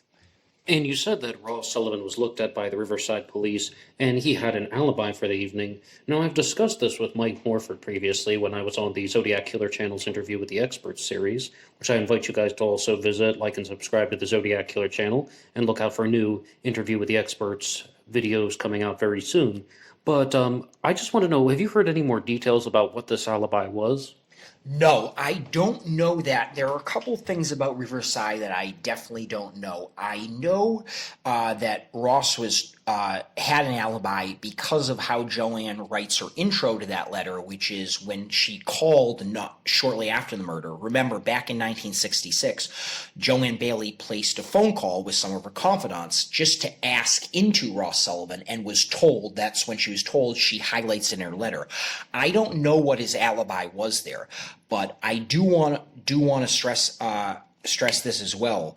I just want to give so that that way we can hear it one more time. The physical description of Ross Sullivan. Ross Sullivan was 6'2" to 6'3", had blonde hair with a receded hairline by the time he was in his late 20s, and he was over 260 pounds in 1969. He also died in 1977. So connecting him to Riverside is one thing. Connecting him to the Zodiac, you would have to confess immediately that the 78 letter, which I know is debatable, but would have to 100% be a forgery. The 78 letter that begins, Dear Channel 9, May 1978, this is the Zodiac speaking, you people are in LA are in for a real treat, yada, yada, yada. That letter would have to be a forgery because Ross Sullivan died in 1977. So to connect him to the Zodiac case would be an even bigger step. To Riverside, obviously, he has a connection to the community college. He has a connection to the library, which, the library parking lot is where she was first lured from. He was an awkward person. There weren't many people who are going to vouch for Ross Sullivan being a good person. But if you do take away Joanne Bailey's word, he isn't any more connected to this murder than what she says, because according to the Riverside police, they can eliminate him. How? I don't know that off the top of my head. I don't know what the alibi was. And I'm not even 100% certain, because when I was doing that interview with Mike Morford, I was a little bit distracted by some other issues. But I believe he said something like Ross Sullivan was asleep on the couch at someone else's home, and they verified that at the time of the murder, that's where he was, saying that, they could place him in a different location, even if it's something as simple as that. And I wish I had a better answer and could provide some specifics. But to move onward from Riverside, because I think we've covered a lot of those things, we have to go not only to the crime, but also to the pieces of writing. And after the murder of Cheri Jo Bates, we've talked about the Riverside confession. But then there is the desktop poem that was written. Do you believe that that has anything to do with the killer of Cheri Jo Bates, or do you think that's unrelated? What do you think about the desktop poem found in December of 1966? So remember that Sherwood Morrill said that those 3 letters that said Bates must die, there will be more, she had to die, there will be more, that were sent to Cheri Jo's, one of them was sent to Cheri Jo's father. They were 3 short handwritten letters. At one point, they were confirmed to be a match to the Zodiac, and we know now, as of 2016, that that's not true. They were written by a troubled teenager who they ended up running DNA testing on him, I think, in 2020. In 2016, he confessed. They found out who it was. It was him. So the killer did not write those. So we had a positive match from Sherwood Morrill to the Zodiac that we know is not a positive match. Those were forgeries. I also think Peek Through the Pines is a forgery and that Larry Kane sent that card. I can match it to his handwriting, but I don't want to go too far off the desktop poem. Sherwood Morrill did say that the desktop poem was a match to the Zodiac's handwriting. My counter argument is, Shoreward Moral, you have made connections before, and I know he's passed away, you have made connections before that have been proven to be wrong. You have authenticized some of these documents that weren't. They were fakes. And those 3 letters were just an example. That poem could have been written years before it. It could have been written days after it. It could have been written by anybody. There are a couple aspects about that poem that don't really match up to the murder that well in my mind. I could see it more as being an outside observer who heard about the murder and now is trying to add in another clue. That could be one explanation. I also don't think, generally, that somebody would sign their RH, their real initials, if they had really murdered Sherry Joe. Remember, this poem wasn't discovered until December of 1966, so about 2 months later, month and a half later.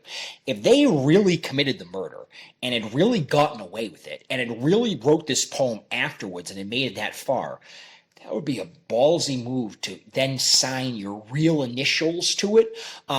So I have some debate there. I know that there's supposedly a connection, as we know, to Betsy Aardsma and everything that happened there in 1969 with Richard Hafner, because I know that, he was the number 1 suspect, and that was in Pennsylvania across the country. And and this would be in 1966, whereas Aardsma was later on. So it would have to be written preemptively, which I don't think fits that either, but I've heard people make the connections. I don't think that poem has enough, for lack of a better term, insider knowledge where I think that it could have been written by the murder of Sherry Joe Bates. I think it's either a red herring ruse designed to throw authorities off, or it was written about something else entirely, from somebody else entirely, and when it was found, the subliminal connection, her red dress, oh well, it was red anyways, and the bleeding, made to Sherry Joe Bates. Is it ironic that it showed up? Sure it is, absolutely. But I think someone trying to, as I said, put a red herring when there isn't one, or someone trying to make a connection to the crime that they don't know about because they weren't the murderer, I think that it fits more as a ruse than it does as anything real. Personal opinion. And what do you think, though, about Soren Korsgaard's statement in his book, America's Jack the Ripper, which is mostly in agreement with what you said, but just that the desktop poem, firstly, is not talking about the murder of Sherry Joe Bates because it says, she won't die this time, just wait till next time, but Sherry Joe was murdered. There is no next time. And do you agree or disagree with that assessment? Yes, I'd say that it is. My first choice is that this is a ruse, and that it is attempting to be written about the murder of Sherry Joe Bates, but it was by somebody who didn't commit the murder, who's trying to just act tough, almost like an Arthur Lee Allen type of deal. He wasn't the Zodiac, but boy, did he like the attention of everybody thinking he was the Zodiac. My second choice, just as likely, is that it's just a sadistic poem. It's just art. It's just literature. The person who wrote it did not kill anybody. They happen to be talking about something else. And that idea of a red dress tying into Sherry Joe Bates, who was wearing red that evening below her waist, I think that it gets tied into the murder, but I don't think it was originally. I feel very confident, 1, it was not written by her actual killer, and 2, there is a very strong chance it wasn't even written about Sherry Joe. Yes. Okay, excellent. And we've talked about the pre-Zodiac crimes going all the way up to 1966.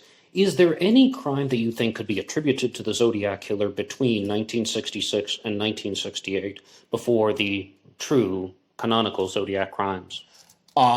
No, but I don't want anybody to forget that I also add him in 69 to the Daniel Williams poisoning. We'll talk about that in a moment, about the little abstract. We'll stand between 66 and 68. No, I like Richard Gaikowski in Albany during that time, and I love how in one of the later Zodiac letters, it's written, which this has debated authenticity, but it does say, Albany is a nice city. And I do think that while he was there, and this is once again assuming Gaikowski was Zodiac, but I'll say it again, While he was there, I think he spent a lot of time, as you know, playing chess with the brothers. We see him pictures online playing chess. He was involved. The Albany's time was then. San Francisco's time came in the late '60s and early '70s, as you know, with the Summer of Love in '67 and the hippie movement and counterculture of the late '60s and early '70s.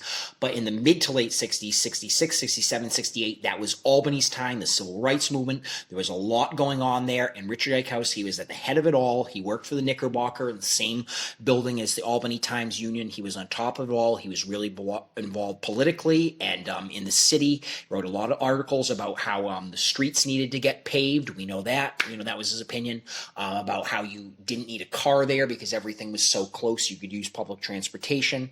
I think that he was somewhat happy in New York. And during that time period from, we'll just say, January 1st, 66, around the time that Gaikowski moved to Albany, to September 68, around the time that he went to Europe the first time, which I guess technically would have been applying for the passport in October 68, and then it says approximate date of departure is November 1st. I do not feel that Richard Gaikowski murdered anybody between those two dates. No. Okay, so then that's going to move really into the Zodiac's heart and soul of his criminal activities. And we've talked about the Lake Herman Road murders on December 20th of 1968. We've talked about the Blue Rock Springs shooting on July 4th of 1969. Although in your book, I believe you said that you expect that the shooting took place shortly after midnight on July 5th of 1969. Okay, that's correct. But let's move toward the Zodiac killer's Lake Berryessa stabbing, because you must admit that this is a very different crime, and you've already said in this interview that you believe that that was a random murder. You said Lake Herman Road and Lake Berryessa were random murders, and that the other two incidents in Zodiac activity were targeted murders. Please share anything you'd like to say. The number one thing that stands out in this case, the question that gets me the most, that puzzles myself, is, as we know, the Good Times put out an article in August requesting, amongst everything else, a sewing machine. And not shockingly, Brian Hartnell says as clear as day that whoever was the Zodiac, maybe it was Gary Francis Post, they wore a dickie and a hood and then what was a black piece of fabric, and on it was the Zodiac crosshair symbols. But according to Brian Hartnell, that symbol was sewn with a degree of precision. It wasn't just painted on real quickly, it was put on with a degree of care. The person who made this spent considerable time. It was aligned, it was straight, the circle was perfect. As he describes, they did not just draw this on, they spent considerable time. The Zodiac never identified himself as a Zodiac, Lake Berryessa. He never even said anything along the lines of, all right, now it's time for you two to die by the hooded stranger with the crosshairs. He never even made reference to it. What he did do is he inflicted what should have been lethal wounds, 6 on Brian Hartnell, 10 on Cecilia Shepard, to the only people who saw it. So why would, if Richard Gaikowski is the Zodiac, that's the if, why would he go as far as to put out an ad for a sewing machine and take so much considerable time to make this costume that is synonymous with him? But it's only synonymous with him because Brian Hartnell and Cecilia Shepard, momentarily, were lucky enough to live. If they had both died instantly, the crime would still be part of the story because of what we know on the car door. But the costume would not be. No one would even know about it. So why even bother? Why, if you're going to just kill them anyways, and obviously that's what he intended to do, he stabbed them 16 times, then why not just draw a circle, you know what I mean, and make it that simple? And if somebody sees you from across the lake, it doesn't matter how perfect the circle is, that's what they're going to see. He took hours. Brian Hartnell says this was made with a degree of care. It took hours. And then 1, never even identified himself, and 2, never even alluded to the clothing he was wearing. Why? I can't answer that question about Lake Berryessa. I think that it had to do with the persona. And as I said, and I want to reference when Ned asked about these being randoms. As I said, I'll reiterate, I think Lake Herman Road and Lake Berryessa were his randoms, and then his targeteds came after, which he then connected in writing. Notice how after Lake Herman Road, he didn't write any letters, but after Blue Rock Springs, later that month, he did write his first set of letters where he connected the two. After Lake Berryessa, he didn't write any letters until after Paul Stein, where he wrote the Stein letter, and then he connects it to, I'm also the one who did in those kids in the North Bay area, which could be referenced to anything, but we know about the car door as well. I do believe that these were the random attacks that he connected to his targeted attacks to create a sense of randomness, create a sense of dispersion of, oh, I'm hunting victims, I'm not hunting people, when as we know, or as let me rephrase that. As I argue, if Richard Gaikowski was the Zodiac, Darlene, Ferrin, and Paul Stein were targeted attacks. Okay, though, but you did ask the question, why build the costume, why all these differences? And Richard Grinnell of ZodiacCiphers.com likes to ask this question all the time. If he knew that they were both intending to become murder victims, if he knew that he was trying to kill them, why not just put on a ski mask, tie a bandana? Why not, just go out plain-faced, because he is expecting that both the victims are going to die? And it is a difficult question.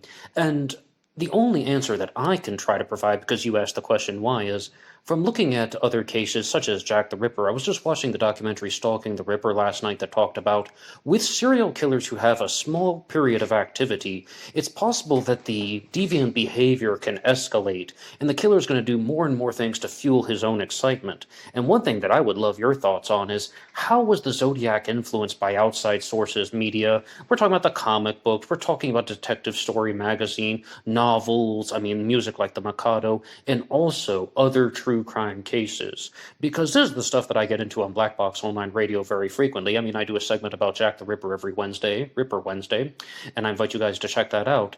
But a point, though, is I definitely have noticed a lot of similarities between the Zodiac and Jack the Ripper. Now, it could just be psychological similarities, but one point with the Zodiac and a different criminal that I have found is a similarity between his language at Lake Berryessa and the 1966 Chicago townhouse massacre committed by Richard Speck. Both killers said the lines, "All I want is your money. I'm just trying to get to a southern location." Richard Speck said, "All I want is your money. I'm just trying to get to New Orleans." The Zodiac said, "All I want is your money. I'm just trying to get to Mexico." And both of them brought a gun, a knife. They both tied up their victims and were bound. And they both committed the murders by knife, even though they had the gun. And that is my own personal take on the subject. And we can get your response to this in any way that you would like. But what really do you think could have influenced the Zodiac in the creation of his ideas? Because I know you said you don't know the exact reason why he made the costume. And, the only answer that I could give is, I think he was doing something to fuel his own excitement. He's already committed a murder. He's committed a murder in written letters. Now he's going to commit a murder dressed like some type of comic book villain, and also pulling from true crime cases, pulling from true crime stories such as Richard Speck, who that townhouse massacre took place in 1966, 3 years before. But what do you think about outside influences on the Zodiac? Respond in any way you like. He definitely had outside. So first of all, I think that another thing you can't forget about Lake Berryessa is that he uses a knife, because by that point he realizes he's not getting the publicity he wants. He thought, all right, I went out and murdered these kids on Lake Herman Road. I went out and murdered these kids at Blue Rock Springs. Or one of them lived, Mike Mageau lived. I've written all these letters to newspapers. I'm still not getting the front page publicity I want. So now I'll switch from a gun to a knife, because now I make it a little bit more sadistic, and now my name gets out there. So that gives a perfect explanation of why he switched to a knife, and possibly why he wore a costume, to be like, all right, now it's not some guy, Mike Mageau said, I didn't get a good look at the guy, but he certainly didn't report the guy wearing a dickie or, an overlayer. But here is different. If he makes it a little bit more sadistic, it helps with front page publicity. But I also think that the newspapers are also what motivated him to kill more, because once he had developed this Zodiac persona and given himself a name, which he did in his fourth letter, but really it was his second letter, because the first three were all together at this, three different newspapers, the Vallejo Times-Herald, the Chronicle, and the Examiner. Then he comes back and writes the debut of the Zodiac letter 5 days later on August 4th, which he only sends to the Examiner. And he's now, for the first time, called himself, this is the Zodiac speaking, first time he says it. He's created this persona. Well, now he's thinking to himself, I've created murders, I've murdered people, I've hit a target, the person who I'm aiming for, Darlene Ferrin. I've connected it to a random to create a sense of randomness, Lake Kerman Road. Now he wants to further this character who he's made, so he has to do more. And it's not shocking that around this time, aka on August 7th, which is 3 days after the debut of the Zodiac letter, that he Richard Gaikowski wrote an article that's published in the Good Times in which they talk about a book drive. And if you want to drop off these books, drop them off to 1830 Fell, which he calls the switchboard. And everybody knows that was the Haight-Ashbury switchboard. It wasn't owned by the Good Times, but to say that they didn't have an association with it is a straight up lie, because I can show a newspaper article printed in the Good Times in which they say this house is too small for people to come here, so anybody who wants to drop books off needs to drop them off at the switchboard, which clearly they are utilizing. I'm not saying it was their only switchboard, and I'm not saying that they're headquartered there, but they do have an association with 1830 Fell Street, specifically Richard Gaikowski, because I can show you a printed article from the Good Times where he asked people to go there. It's from August 7th, which is around the same time where he's seen asking for a typewriter a sewing machine amongst everything else. But in terms of outside factors, I do like Thus Spoke Zarathustra. Is that how you say it? I don't know how to say the name, but it's one of those philosophy, and I'm getting word pronunciation isn't my strength. I like how Thus Spoke Zarathustra is similar to This is the Zodiac speaking. I also like how he likes the word Zodiac. Everyone should know now that in 1939, they produced the film Charlie Chan at Treasure Island, and in this film, an unknown assailant is going around Treasure Island in San Francisco, murdering people and leaving clues for authorities to guess his real identity. And in those clues, he calls himself Dr. Zodiac. Sound familiar? This story sounds familiar here. And I also like in a 1968 documentary for the Good Times, which was a year before Gaikowski got there, but he would have had access to viewing this documentary as its editor. They actually show the Zodiac calendar, and in the center is the Good Times symbol, which is a G and a T, and that is actually 3/4 of the crosshair symbol, which I have a still frame of what's actually shown on that film, and then below it just filling in the rest of the circle, and that's where I believe he got the crosshair symbol. It's a Zodiac calendar with the Good Times symbol in the center. You add in a little bit to complete the circle in one line, and you get the Zodiac crosshair symbol. So he had certainly had plenty of outside influences, and I say in my book, he wasn't very original. He wasn't. Like, the things he thinks he's creating, one, other people have done before, two, as I said, he took from comic books, as we know, by fire, by gun, by knife, by rope, or, you know what I mean? That's directly from the Red Mask comic books. Now, do we know for sure that he's trying to make the connection there? No, but he subtly happens to highlight all four of them, which are on the cover there on the death wheel. We talked about Charlie Chan at Treasure Island. We talked about his numerous quotes of the Mikado. Look at the Don Quixote Sancho Panza card, which is also in San Francisco Gate Park. This guy was not original. What he thought he was cunning, he's just making allusions to everyday life, to either movies he's seen, comics he's read, or newspapers that he's written for. He writes to the LA Times, and at the time, Bob Loomis had a connection to it. That's ironic in and of itself.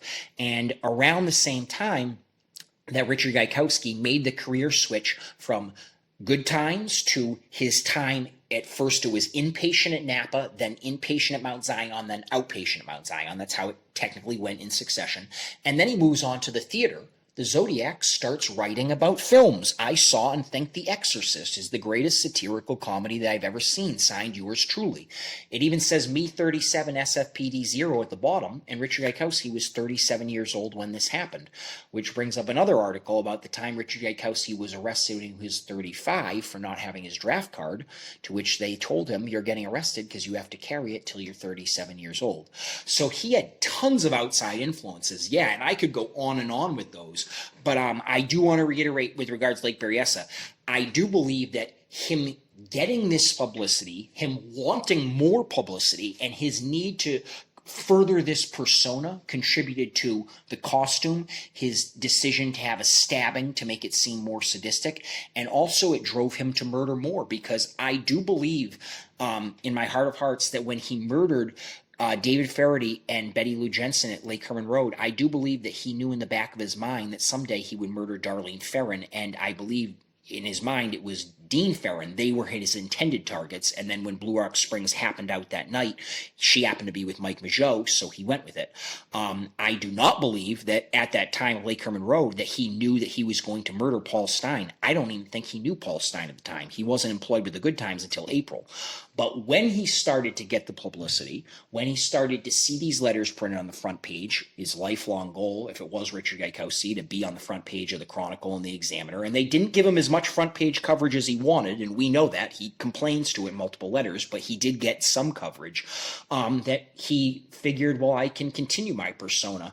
And there's much debate here about what happened with Paul Stein about applying for the Chronicle for a job shortly before all this happened, and there's no scientific proof that he did that, but there is reason to believe that that's likely possible, that he might have been hired by the San Francisco Chronicle as a reporter around this time. It wouldn't, if that's true, Richard Gaikowski was jealous, and that's one of his main motives is jealousy. I think that in the end he lost out on Darlene Ferrin, and so he killed her. And it's really unfortunate, because at the end of the day, you see these pictures of, and this is once again saying if, I have to say it over and over again, of Gaikowski. He was an attractive person when he was younger, and to lose Darlene Ferrin and to find out that maybe she was a little bit more sexually active than he would like, well, yeah, maybe you're frustrated because you have to learn that the hard way. But I mean, come on, you're a good-looking guy.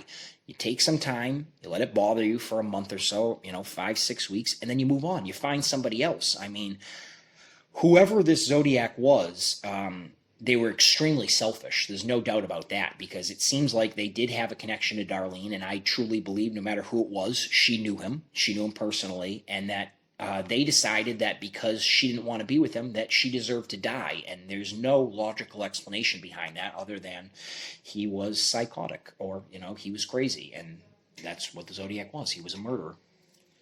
Okay, well, yes, that's some very good stuff, but I do have to recall something from reading your book. When you talked about the different newspapers, the Zodiac was mailing letters, and originally the first set of letters went to the San Francisco Chronicle, the San Francisco Examiner, and the Vallejo Times-Herald, but you pointed out that the Zodiac only said in one of the letters, "You will find my identity," or "My identity's in the cipher," something to that effect. And that one was mailed to the San Francisco Chronicle, and not to the Vallejo Times-Herald, and not to the Examiner. Why do you think that was, or what is the story behind that in your mind? I haven't spent much time thinking of that, but I actually did think of that recently. There's always the outside chance that, one, if he sent it to the Vallejo Times-Herald, the person who was looking at it at the exact moment might have been Bob Loomis himself. And it's also a chance that he might have applied to the San Francisco Examiner. And so the Chronicle was just the outside one who didn't know Richard Gaikowski as Gaik, because if he was the Zodiac, you're sending basically a block, as we know, in the 408, it has 3 different sets of 136 characters, and that's all that it is. Each one's getting 136 characters. But you're sending just a couple of lines of basically calligraphy or ciphertext, I should say. There's no writing in it other than the letters. On that page, it's just the ciphertext. And then you're putting in what is the phonetic pronunciation of your name. That would be a ballsy move to do that if you had recently applied to the Examiner and, say, missed out on a job, or you're sending it to a newspaper where one of the editors or one of the columnists is your best friend, and at that point your best friend for the past 4 or 5 years. That's certainly one debate. But he had some sort of passion, as we know, with the Chronicle as well. Remember, he says in one of his letters, debated authenticity, "Tell Herb Caen I am here. I have always been here." Who's Herb Caen? Famous San Francisco Chronicle columnist for 60 years. He was with the Examiner for like 1 year in between, but he's known for the Chronicle. He tells of Count Marco, send him to a shrink. This guy's got problems with Marco Spinelli, because Marco Spinelli used to write, as we know, some debated for the times. Some of the stuff he used to say used to be heresy, or for the 60s, in the 70s, I should say. He also references Paul Avery in the Halloween card, and then the Pines card was deemed to be authentic by Morrow. I disagree. I think Larry Kane sent Pete through the Pines, and I do think Larry Kane murdered Donna Lass. And that's another story too. But he definitely had some sort of intrinsic infatuation or some passion for the Chronicle that he didn't for the other two. And I think it might have it stemmed from early on. The Vallejo Times-Herald was a newspaper he indirectly was associated with because they owned the Martinez News-Gazette when he worked for them, and he probably had recently applied to the Examiner, and so he felt the Chronicle would be the safest one of the three where he could put GYKE in there without anybody thinking of recently Richard Gaikowski in person, either working for them through a subsidiary or applying for a job there. That's one explanation. It could have also been random.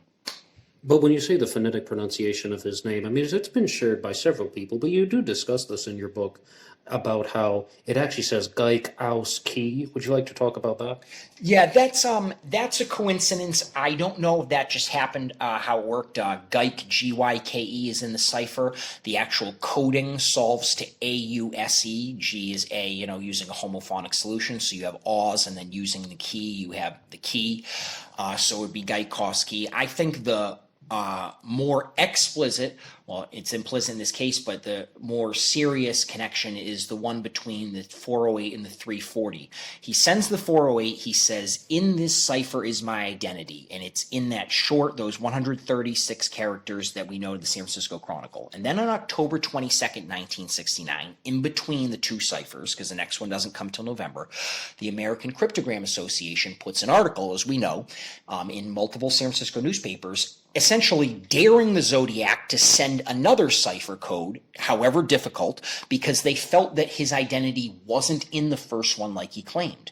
So then he comes back just 2.5 weeks later, November 8th and November 9th, when he sent back-to-back letters, but November 8th he sent the card, and he says inside, he sends the 340 cipher.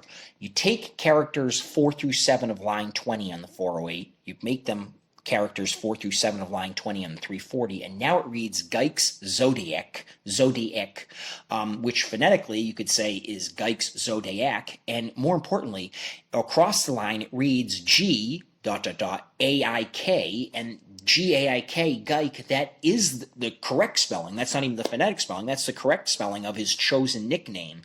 The coincidences are just, it's crazy. As an advanced mathematics major, I'll say this. If you put enough monkeys in enough rooms with enough typewriters, they'll supposedly make sense. We say that they'll make Shakespeare, because if you just put thousands and thousands, keep going, eventually someone's going to hit the T, and then one of those that they hit the T are going to hit the H, and it's going to make sense. But in this case, you haven't given enough monkeys, enough rooms, or enough typewriters, or enough Shakespeare. He's only mailed 2 cryptograms at this point. The 408 followed by the 340 with a couple months in between them. The fact that you can layer those one on top of the other, which that's essentially what it is, taking symbols 4 through 7 of line 20 on one, put on the other, and to get it to read Geik Zodiac, and that's not the only coincidence. Good Times mentioned twice, Me 37 SFPD0. I could go on and on with this. The fact that there, and the fact that he came forward as a suspect by the claims of Blaine being that he was talking about Zodiac crimes at a certain point of obsession where Blaine started to record him talking about it. Now, some of these recordings, as you know, we've never heard. Only some of them are available online. The fact that somebody comes forward, so they almost seem to be implicating themselves in the investigation, according to the words of Blaine, and then you find all of these coincidences in the letters. It's nothing short of amazing. And I've taken all, Marco Polis, who busted Bernie Madoff, he says, hey, I've taken all the calculus courses from differential to integral, all the statistic courses to normal and non-normal. Well, I have too, and I've also taken advanced probability, and I can tell you that if you're going to say he's not the Zodiac, then these have to be coincidences and nothing more. And there are so many of these coincidences that mathematically it does not work out in his favor for these to just have been chance, or for Richard Gaikowski to explain it away as in the wrong place at the wrong time. I think it's just more likely that the reason you see so many of these connections is because he was there, because he did it. Okay, so we've gone through a lot about the ciphers, as well as some possible connections involving the letters and, as you said, probability. But there is one final question I have to ask about the ciphers before we move on, and this whole concept of how maybe the Zodiac's identity is not in the ciphers, but what about the Z18 code, the final line of the 408 that has the 18 letters that don't really make a whole lot of sense, or it appears to be gibberish, lots of E's and T's and I's? Is it possible that the Zodiac's identity is in that? I mean, how can they say that the Zodiac's identity isn't in the cipher if the Z18 hasn't been completely decoded? Now, people such as Richard Grinnell, who I mentioned previously, as well as Michael Cole, author of the Zodiac Revisited trilogy, have just said, well, that's either a mistake or it's nonsensical, it's an error on the part of the cryptographer, or it's a dud, it has no meaning. But not everyone is in agreement with that. What do you think about the Z18 code? I think they pronounce it as like emith, epity, yobity, hippity, or something. It's something crazy, and it's a lot of E's and M's and P's and T's and not a lot of other letters in there. It is very interesting because it doesn't make any sense. I can connect it. The best way I can explain it away is that in that cipher, as we know, the 408 is solved with a homophonic text solution. Basically, one code, one cipher translates into a letter. Some letters might have multiple ones, but never can the same one be used for two different letters. Pretty simple and straightforward. But the 340 isn't solved like that. The 340 is actually broken down where it's for every one down, it's two over, so it's not read across left to right the way the 408 is. Read one down, two over, and it's also divided into thirds, but those thirds aren't evenly cut out because they think it's 9 of one, 9 of another, and then the bottom two lines. But that would explain away how he was able to put S Zodiac crosshair Zodiac in it, because if he had to follow out the same way throughout where you go one down, two over, it would be much more difficult to have those letters in a row, as opposed to if he knows only the two final lines have to be read that way. I do think that those last 18 letters in the 408 are just filler text. I do believe that. I believe that they're either a mistake or they're filler text. I obviously early on tried to connect them. The interesting part is there aren't many ways to connect them with any valid suspect. Certainly, let's put it this way. If you read them as letters or try to make them out into be words in the order of which they appear, it's gibberish. Because if it's just letters and they're meant to be in the order which they appear, you have a bunch of E's and I's and no other vowels for 18 letters long. They're not actual words. If you think that it's an anagram and you scramble them up or something, or it's an acronym and it stands for something, well, certainly I'd like to hear explanations. I've never heard one that makes any, real sense to me in this case for a valid suspect, but I definitely would like to hear them. I do think it's filler text, and I do think that when he says my identity is in this cipher, that to me it's the GYKE. Okay, yes, that's a solid answer. However, what would you say to Robert Graysmith, who proposed that the Z18 is actually meaning Robert Emmett the hippie? So I've heard this, Robert Emmett the hippie, and I haven't looked much further into it. I mean, for that to be the case, it would have to be an anagram, and not everything spells out precisely, right? So that would be a stretch there. And once again, my debate here is going to be, I appreciate Robert Graysmith's work and a lot of the stuff he did into the psychological background of the Zodiac, but we're going to have other disagreements other than this, because Robert Graysmith essentially has argued that although they will never be able to prove it, Arthur Lee Allen was the Zodiac killer. And he does leave, at the end of his name is Arthur Lee Allen, he does leave some room open at the end where he says, hey, if it's some guy in a cabin somewhere and we haven't found him, this case is still solvable, and I do think he tries to keep an open mind, but I just want to say that this one, be the only thing Robert Graysmith and I are going to disagree on, even though I appreciate all the research he's done putting towards the psychological profile of the Zodiac. And I love Robert Graysmith's quote, "The guy who really did this will often try to help the police because it fits so many suspects in so many ways. And yes, it fits Gaikowski, and yes, it fits Allen as well." And that's a great quote, and I give him credit for that. Pagling Hagan, she's done a lot of work into profiling the Zodiac. McMenamin has done a lot of work into the linguistical side of things. We obviously know about Toschi and Armstrong. I can go on and on. I give Graysmith a lot of credit, but I just don't believe him on that. I just don't buy into it. And it is a stretch because it would have to be an anagram. They'd have to be all scrambled up, and they don't even match up exact letters anyways. Okay, so we've talked a lot about the activities of the Zodiac in the summer and early fall of 1969. We talked about the Lake Berryessa stabbing and some of the correspondences before and after, most notably the 408 and the Z18 code, as well as the letters that have been mailed. And, the 3 sections of 408 were also mailed to the 3 newspapers. But after Lake Berryessa, we haven't been discussing the correspondences in order, but the crimes in order, yes. After Lake Berryessa, we have the Zodiac killer's final confirmed crime, the murder of Paul Stine, the taxi driver, on October 11th of 1969. What are your thoughts? So I think that this was a targeted hit, and I do like the idea that so this is what we know. When he was seen, irregardless who he was seen in the front passenger seat of the cab. Now, Paul Stine's sister Carol says clear as day, if the person was a front seat rider, that means that the person who killed Paul Stine was a friend because Paul only let friends in the front seat. We do not have any scientific proof that places him in the front seat the whole ride 100%, although it does fit the story of witness observations. That's what they saw. I also like the idea that, as we know, Paul Stine resided at 1842 Fell Street, and 1830 Fell Street was the Haight-Ashbury switchboard, and I can show a Good Times article, irregardless of what Becky Sharp might state, that directly connects Richard Gaikowski and the Good Times to the switchboard, asking anybody to bring books there because the commune is too small to invite guests inside.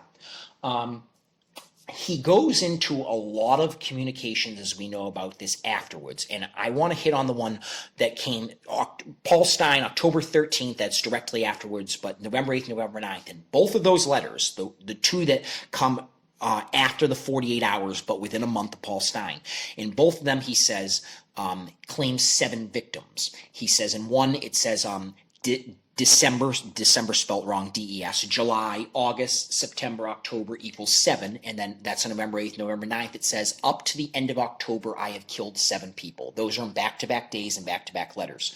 I believe the reason he wrote that is because by that point when he wrote those letters in early November, he had inserted the cyanide into Daniel Williams' 7-Up at his house, but he hadn't yet discovered that Daniel Williams and the police had discovered the poisoning. So he's saying up to the end of October because at that point he has attempted to kill an 8th person.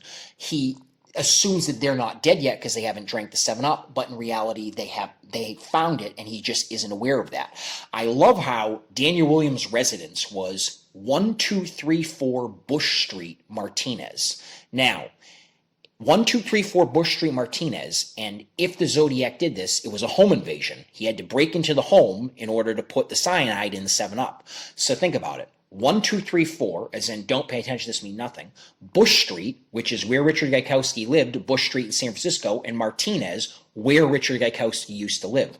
So at an address of 1234 Bush Street, Martinez, which to me has multiple clues, you have a home invasion, and to me the clue is the Zodiac saying, this home is a clue to where my homes are.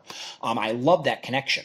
And the person who called Daniel Williams supposedly said, and this is according to Daniel Williams, I'm going to kill you and the woman in the blue house. And who knows what that could mean? It could mean the interior of Darlene Ferrin's house that day was painted blue. I don't know that. I don't even know how much painting actually occurred that day. According to some people, very little. According to some people, a lot. But in those communications right after Paul Stine, he leaves a lot of clues that I think point to Gaikowski. I also I'll take the Zodiac's word over what happened in San Francisco over Don Folk's. Don Folk has told multiple different stories, as we know, about what happened that evening. Did he drive by this guy without stopping?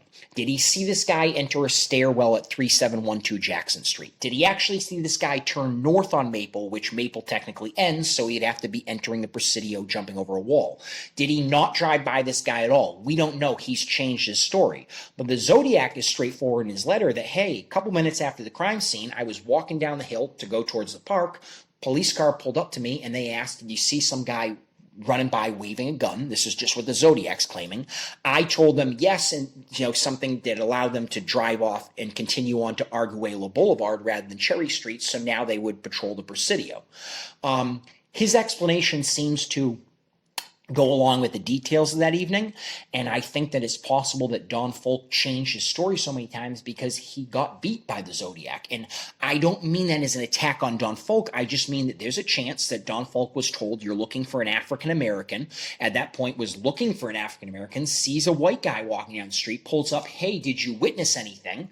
The person says, yes, I did, blah, blah, blah, tells him to keep driving, and 30 seconds later, Folk realizes, oh no, we're supposed to be looking for this guy, and realizes he had just stopped the Zodiac. There's so much on this crime with Paul Stein. I could go on about it all day, but the crime itself and the what happened immediately afterwards, I like how that ties into the Richard Gaikowski time frame and geographical locations wise. Okay, so my first immediate response is, on the most recent Zodiac Monday episode, I was talking about a way to unite all of these possible stories that Don Falk had been sharing. As you, Jeremy, have pointed out very clearly, there are conflicting accounts. And if you had asked me this about 2 weeks ago, someone once gave me the question, do you think Don Falk actually talked to the Zodiac because we have these conflicting stories? I would have said, no, I think that's been an urban myth that has been spun out some way. However, when I was reading the descriptions of an interview that Howard Davis had conducted with the widow of Eric Zelms, her name's Diana, talking about Eric Zelms actually, had shared this with his wife, that both Falk and Eric Zelms may have spoken to the Zodiac and had some interactions with him. And just what you said, they let the killer slip through their fingertips. They had a chance to stop the guy and they didn't. So this whole thing about maybe Falk didn't talk to the Zodiac, maybe he just walked on by, that story could have been invented to save face, to protect reputations, and the way that it was shared in the interview that Howard Davis had conducted, which he is reiterating, he didn't share the direct quotations, but it was actually done to preserve the reputation of Eric Zelms because he was a younger police officer than Donald Falk. And I'll go into this in a future episode to actually look at all of the different things that other people are saying. Okay, let's find who's telling the truth here, who's telling the truth there, and let's consolidate them, because I'm really starting to think what makes sense is Falk actually talked to the Zodiac. And as multiple people have pointed out, the Zodiac could have pointed him in the wrong direction, just as you said, then drives down and was going onto Arguello, and then just has to double back, or if there was a possible opening where there may not be today, people have also talked about that in kind of a horseshoe in the road. But no matter what, Falk has to come back, and then it's already too late. So a lot of that is very possible. But I can't let you get away with something, because you have said very clearly that you thought that Darlene Ferrin was a specific target and that Paul Stein was specifically targeted by the Zodiac killer. How and why? Well, I think that Richard Gaikowski at that point, and by at that point I mean at some point in August or early September, had written his debut of the Zodiac letter, had written the cryptogram, at least the 408, had gotten front page coverage, and had realized I've created this persona for this man. And it is, one, doing what needs to be done with me romantically, which he's an abysmal person to think this way, but he wanted Darlene Ferrin murdered for getting rid of him, and that's what happened. And it also gave him the front page publicity that he craved. So now he's created this persona, he's getting the publicity that he craves, it's taking care of things, but he realizes that if he just stops, this is the end of it, and he almost wants to keep going. That's a generic description of any serial killer. They can't stop, once they get going, or they have a very difficult time. So to further this persona, at some point in August or early September, 1969. He might have been sitting there in the commune in his room and thinking, well, how am I going to continue this? And then certainly the idea could have popped in, as we know, in early August, that they had a book drive. And maybe he was actually just helping out at that book drive, and Paul Stine, who lived next door, happened to walk over and say, hey, guys, you're a newspaper. You're the Good Times, right? And be like, yeah, we're the Good Times. We use this Haight-Ashbury switchboard. Well, you're not going to believe this. I just applied to the San Francisco Chronicle and got a job. And he's telling this to Richard Gaikowski. And Richard Gaikowski, at that point in time, within the past 6 years, has probably been thinking, wow, in the past 6 years, I've applied to supposedly the Examiner and the Chronicle. I can't imagine Richard Gaikowski not applying to either one, considering he lived in San Francisco for a total of 36 years of his life. I imagine he applied to and probably got denied and then said, oh, here's my next victim, out of jealousy. I believe he was a jealous person. I believe that was part of his motivation, Darlene Ferrin being one example. And he figured, oh, this is how I'm going to continue this persona. Now I'm going to target Paul Stine. It also allows for two other things. One, it brings the case home. Meaning, he knows that if the Zodiac murders Paul Stine, that the cops are going to be over at Paul Stine's residence, or at least his family, the cops, going through his stuff. They're going to have to, just to, to be like, hey, did Paul Stine leave any notes about anything? Did anybody leave anything over here? It's just the standard procedure. Richard Gaikowski can be standing next door on that porch and watching the cops investigate this case. And when they go up and ask who he has a reason to be there next door because he utilizes the switchboard. So one, it brought it home, so it brought the case closer to him. And two, it furthered his persona and allowed him to identify it. It enabled him to pick out a victim. He says in the little list, I don't care whom, but the task of filling up the blanks, I'd rather leave up to you. As he's saying a joke, as in he's almost saying that at one point he had to identify victims or pick victims. And I believe that Paul Stine came by at the wrong time. Not the crime scene. That was planned. I think that he let his jealousy determine that Paul Stine would be his next victim. But he knew in order to have a target, just like he did the first time around, he had to have a random. So his random would be Lake Berryessa, and then after Lake Berryessa, 2 weeks later, he happened to kill Paul Stine, and then he wrote letters connecting the two. I like how going back to 65 with Thomas Snow, as we know, the day before that, Nathan Castor died not far away. He was a resident in Martinez, but died in Vallejo. And he died because of shock. I don't even know if they've ever ruled Nathan Castor as a murder or as an accidental death. I believe it was shock, but they don't know exactly what the shock was caused by.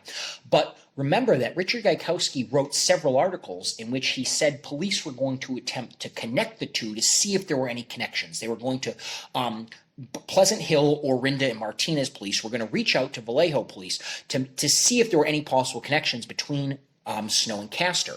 So this idea of connecting a targeted hit to a random hit, even though I don't think he killed Nathan Castor might have not even have been murdered. It might have just been, shock.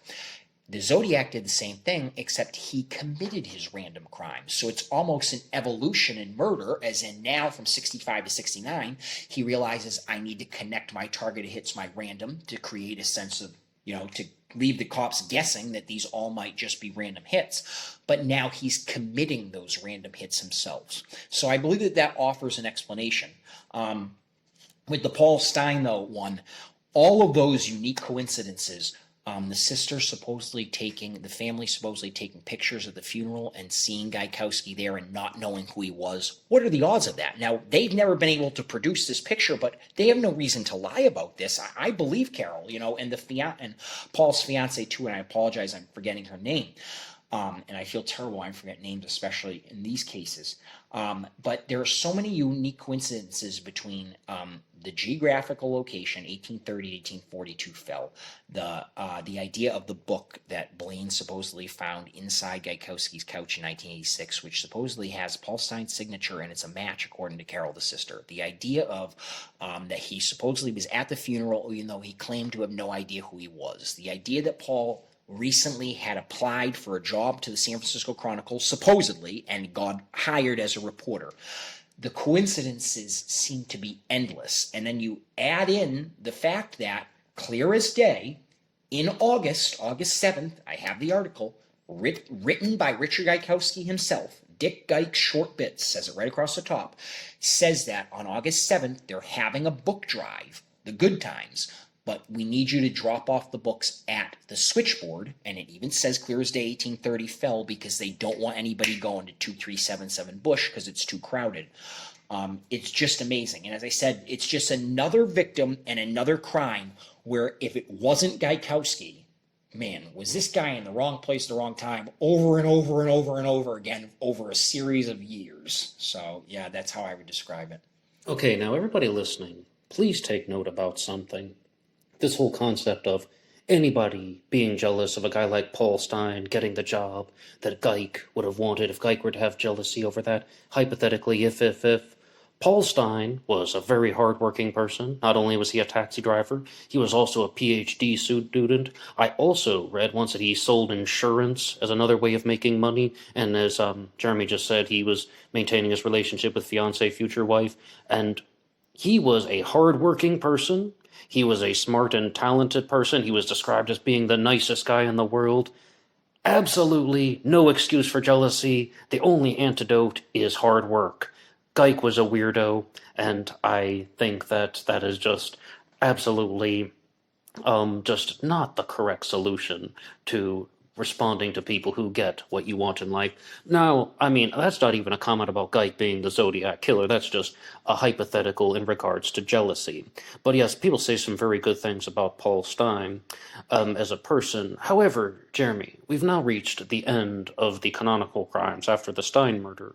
And before we move on to anything else, you've mentioned a name that we haven't really explored too much. You've mentioned him a few times, but I haven't asked you any questions about him, and that is Blaine.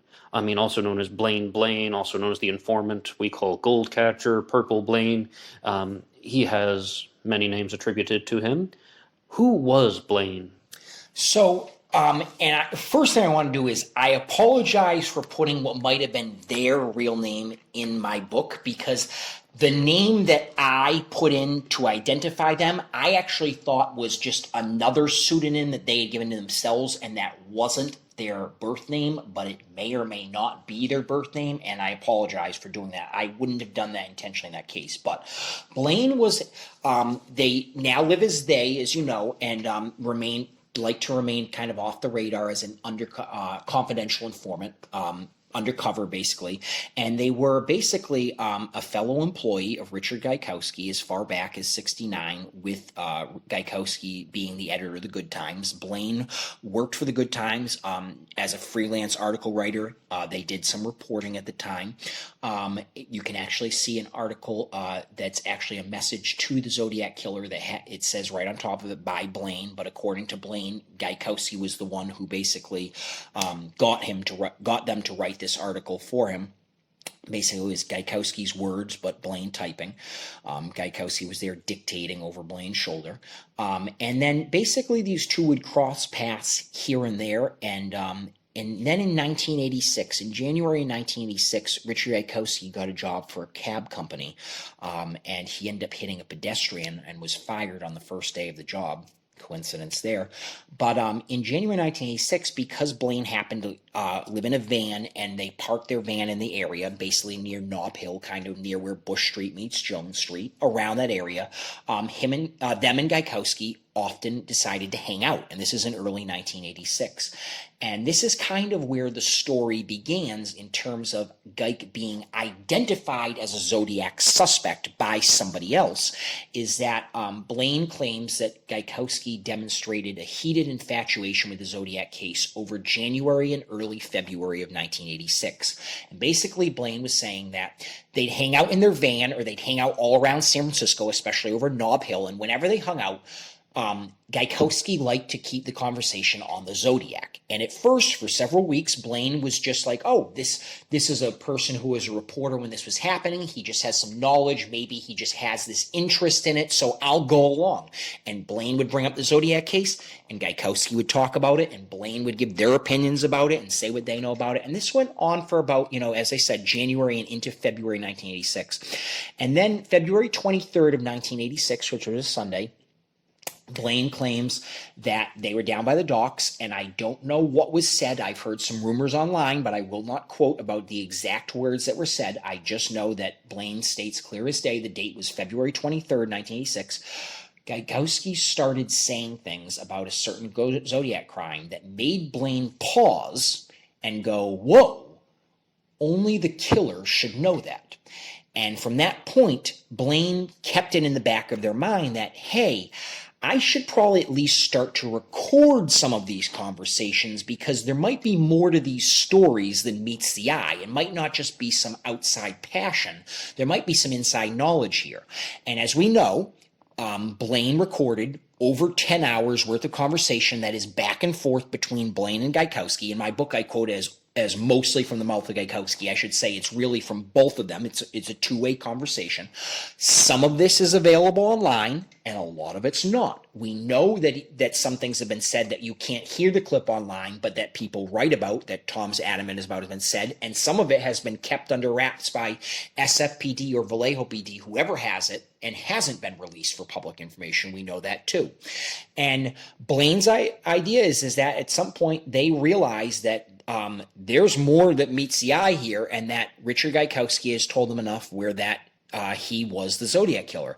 And the interesting part is that a lot of people have attacked Blaine, which I consider attacking the source. At the end of the day, if you believe Gaikowski is a Zodiac, in my own 2 cents is you don't need Blaine. I appreciate everything Blaine has done.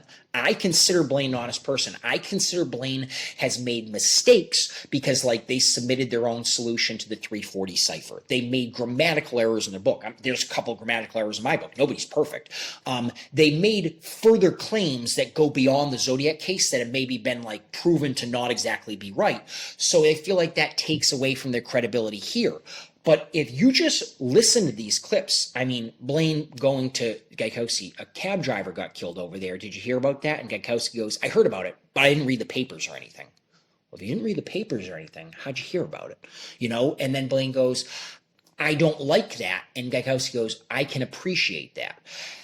Everything that Blaine has claimed to me can be backed up in these words, or that certainly the words that we have that are in recordings don't contradict anything that Blaine has said. Now, in terms of Gaikowski explicitly stating the words, I was the Zodiac, and yada yada, you don't hear that in the recordings, although you do hear the very interesting one where Blaine makes it clear as day, hey, I've come to the conclusion you were the Zodiac, and I've interviewed people from the good times, and Gaikowski goes, well, I think that's all just water under the bridge, which is a very interesting response to somebody stating clear as day, hey, it got me thinking you're the Zodiac.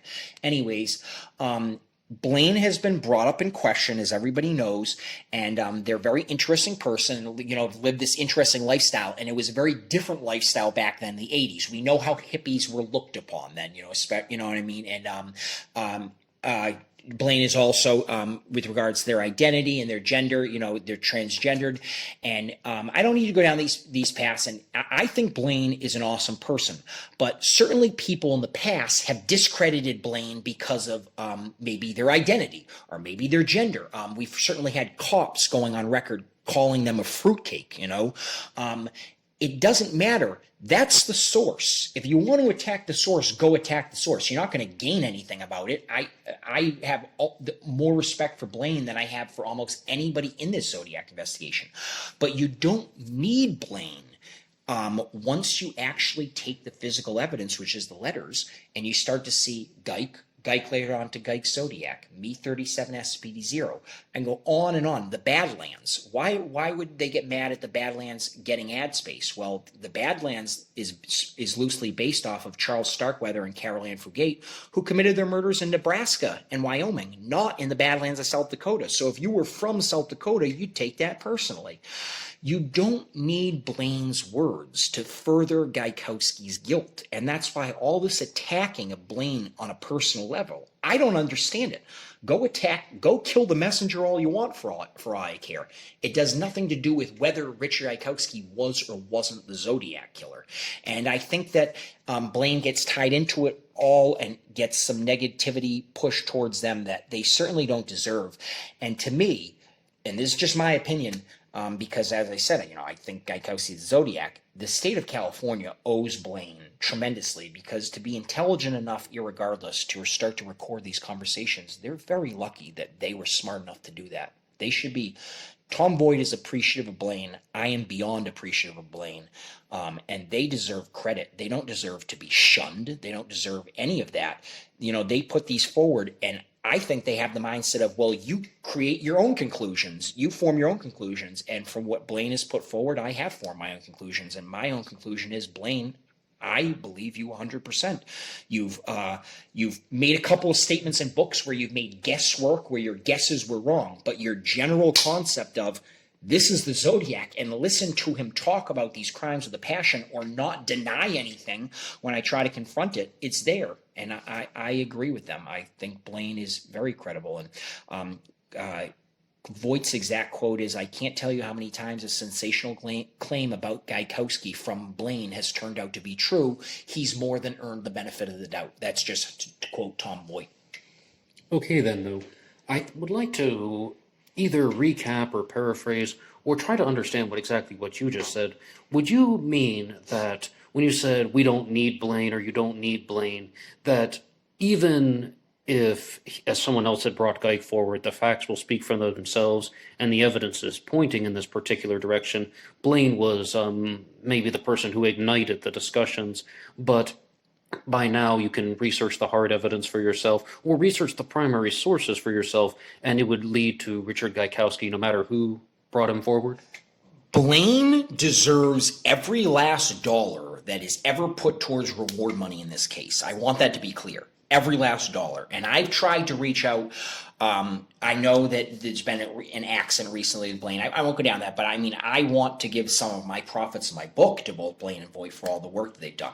But what I'm saying here is that with regards to what Blaine has said, after you've been told by Blaine, hey, I've identified this person as a top Zodiac suspect, now you go take the evidence and look for yourself. Yes, that's there. I agree with that. I am so appreciative that Blaine was smart enough to record these conversations, to come forward, to bring it to the attention of Ken Narlow, to attempt to bring it to the attention of several SFPD officers. I am beyond appreciative of that. What I'm saying is that you can challenge the source if you're somebody who wants to contend what Blaine's trying to say. If you're trying to say, nope, they're not right, you can challenge the source and maybe their own personal writing ability and their own personal credibility all you want. But if you take the physical evidence and compare it to Richard Gaikowski's life, once Blaine brings forward Richard Gaikowski, that's all you need. The rest should be on your own. So I don't feel that there's any reason to attack this source credibility-wise. Blaine is saying, I brought this all forward. I feel very confident in this man, but look for yourself. And that's what I'm saying. I don't need Blaine to tell me, Richard Gaikowski did have a connection to the 1830 Fell Street, to the switchboard 1830 Fell Street. I don't need him to tell me that, whereas Becky Sharp contends it, because I can go and look in the Good Times and show you an article where they do make a direct connection to it. The evidence is there. And from what I've seen, from what Blaine has said, the evidence agrees across the board with almost everything they've said. They've obviously made some mistakes where they, attempt to give their own solution to the 340, and obviously, as I said, my book, I'm sure, at one point in my book, it says San Francisco. People are going to make mistakes there. But credibility-wise, I don't see why anybody thinks this isn't a credible person. It's just their lifestyle or their personality, which has caused people to kind of create this character reference on Blaine that I don't think is true. And I give them a lot of credit for what they did. That was extremely intelligent, to be actually sitting there listening to this person talk about, the Zodiac case and being like, hey, I have to start to record this and let police know. As I said, I think that they should get credit for solving this case, not the opposite, which is try to deny them any sort of credibility at all. Okay, but I'm hearing two different things at once. You're saying that, this person deserves credit for solving the case, but then you also say you don't need this person. Where would the investigation into Gaikowski be without Blaine's discoveries? Oh, yes. Yes. Blaine, for bringing Gaikowski to the forefront in the first place, deserves all the credit in the world. But what I'm saying is that the people who then choose to challenge Blaine at that point, you can challenge them all you want, At that point, I don't need them anymore because now that I have Gaikowski as a suspect, I can use Gaikowski, what I learned about his life, and the evidence itself. Blaine bringing Gaikowski forward in the first place is absolutely crucial. It's the most crucial element. They brought them to the forefront. That's extremely important. Just like, as I said, with Larry King. Larry King was first brought to the forefront by Harvey Hines, as we know, in this situation. I think Larry King was responsible for Kathleen Johns. I also think he was responsible for Donna Lass, and I know for sure he was responsible for Dana Lowe. But who brought him forward was first was Harvey Hines, and then you have other connections where Larry Lowe ties some geographical connections. That is critical for Blaine, what Blaine did. And I'm not trying to take away any credit from Blaine. As I said, I have tremendous respect for Blaine. I think Blaine deserves every last dollar towards reward money for signing this case. But the people who choose to attempt to discredit Blaine by giving them a negative character reference, that doesn't change my opinion of how the factual evidence compares to the Gaikowski now that we have Gaikowski as a suspect. And because I've read your book, you're talking about Michael Butterfield of ZodiacKillerFacts.com, yes? Yes, yeah. In this case, I would say that the most critical person when it comes to Richard Gaikowski being the Zodiac would be Michael Butterfield. On its website, the section that's dedicated to Richard Gaikowski, as we know, is called Richard Gaikowski: the wrong man. He spends a lot of time talking about Blaine, a lot of time talking about Becky Sharp, a lot of time talking about their experiences at the good times and what they've said, and the sort of positive image Sharp has created of Gaikowski as compared to the negative image that Blaine has created. And he does talk about something that is universal across the case, no matter who the Zodiac is. Nobody has any DNA evidence that links any suspect 100%. So yes, does Blaine have that? No, Blaine doesn't have that, but they don't have that for Arthur Lee Allen. They don't have that for Larry Kane. They don't have that for, no, if we had a matching suspect, we wouldn't have to have a debate. You know what I mean? So that's a very simple generic statement that's just reworded over and over several times.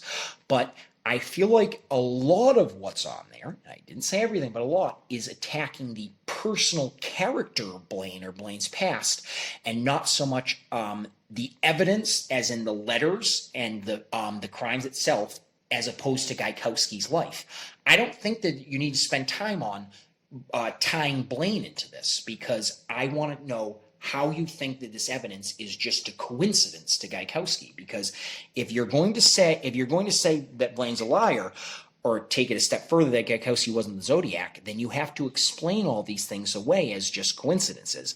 With Arthur Lee Allen, I can explain the coincidence away in one sentence. I don't believe a word Don Chaney says, and nor do I believe a word Ralph Spinelli ever said.